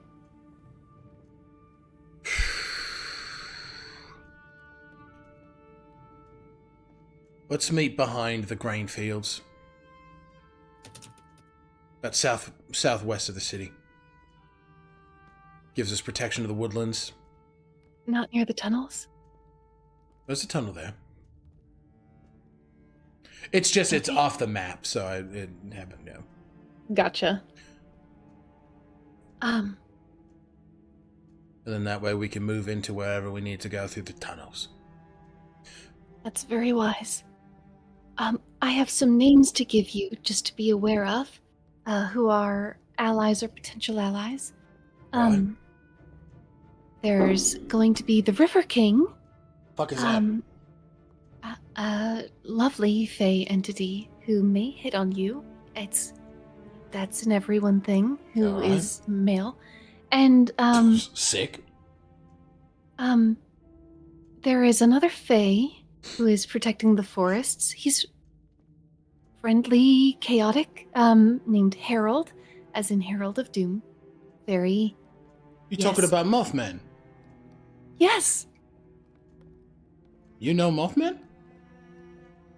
Yes. I bullied him into protecting the... My respect and reverence for you and yours just continues to go up, dog. Thank you kindly. River King, Harold. River King, Harold, Rivet of the Lore Keep, Loretta of the hospital. I think I've already mentioned Milana. Yeah, And then you know Christopher Armstrong. right. And Jen, and maybe And Jen. Belen. Ah, Belen. Big boy. Yes. Yeah, I'm aware. All right. We can do that. Thank you for doing this. All in hopes of making Not Enough just a bit closer. You told me the last time we spoke that dying is a messy business. Hmm. And I'm beginning to believe that living is a messy business too. It's all messy. But at least living, we get some say in the matter. Here's to regaining that say. Here's to the messes we make. Here. And with that, Echinacea, you fade back out of the dream, back into bed with Kaelin. And that is where we are going to end this chapter of Known Realms Tolesh. All right, nicely done, everybody. Let's go ahead and outro our players, starting with Angie. Hey, my name is Angie. They, them pronouns. Agonethetic on the internet, and I have been playing Zio Marino. He, they pronouns. You can catch me this upcoming Tuesday for our last episode of Embers of Rage, our Werewolf the Apocalypse full Latina table game over at Bad House RPG. Restart at 8 p.m. Eastern Standard Time. And yeah, it's going to be the last episode, and I am about it. But, you know, we continue on to future adventures and future games. Yeah, that's me. Amazing. Next up, Lou. Oh, I'm Lou. I'm Lily. We both use she, her pronouns, and you can find me at Luzilia_art on most social medias. Perfect. Mm-hmm. Next up, David. Hey, yo. Hey, guys. I'm David. I've been playing Whistle. Oh, God, I fucked it up. Hang on, cut that part out. Reshoot. Hey, guys, I'm David. I've been playing Whistle, the Hobgoblin fighter. Both he, him pronouns. You can catch me here as Whistle, or you can catch me over at Stealthy Elf Productions, where I'm a game master for a couple of Pathfinder 2nd Edition games in a post-apocalyptic homebrew world. That's me. Thank you, David. Last but not least, Button. Hello, my name is Button. My pronouns are they, them. I am Bluebluebutton on social media, and when I am not here playing Echinacea, I am over on Stealthy Elf Productions in the Unearthed Inheritance campaign, playing Cressida. Or Chris. Yeah, that's me. Hell yeah. Hi, everybody. My name is Alec. Pronouns are he, him. You can find me all places on the internet at Tales Archived, the Archivist here for Known Realms Tolesh. And you can also find me over at Stealthy Elf Productions playing Finn Reese in Heroes of Hysteria Unearthed Inheritance every other Saturday. Yeah. Thanks for hanging out. It looks like we'll be in Iyo Thalor the next time for Chapter 69, baby! Oh, incredible! How did we not set it up for when the night that everybody gets together with somebody for 69? Because everybody's preparing for 69. Reshoot. Yeah, hey, the last hour didn't happen. No, I'm kidding. Yeah. But we will see you guys next time, and hang on for a raid. Love you guys. Bye. Love you, bye. Bye-bye.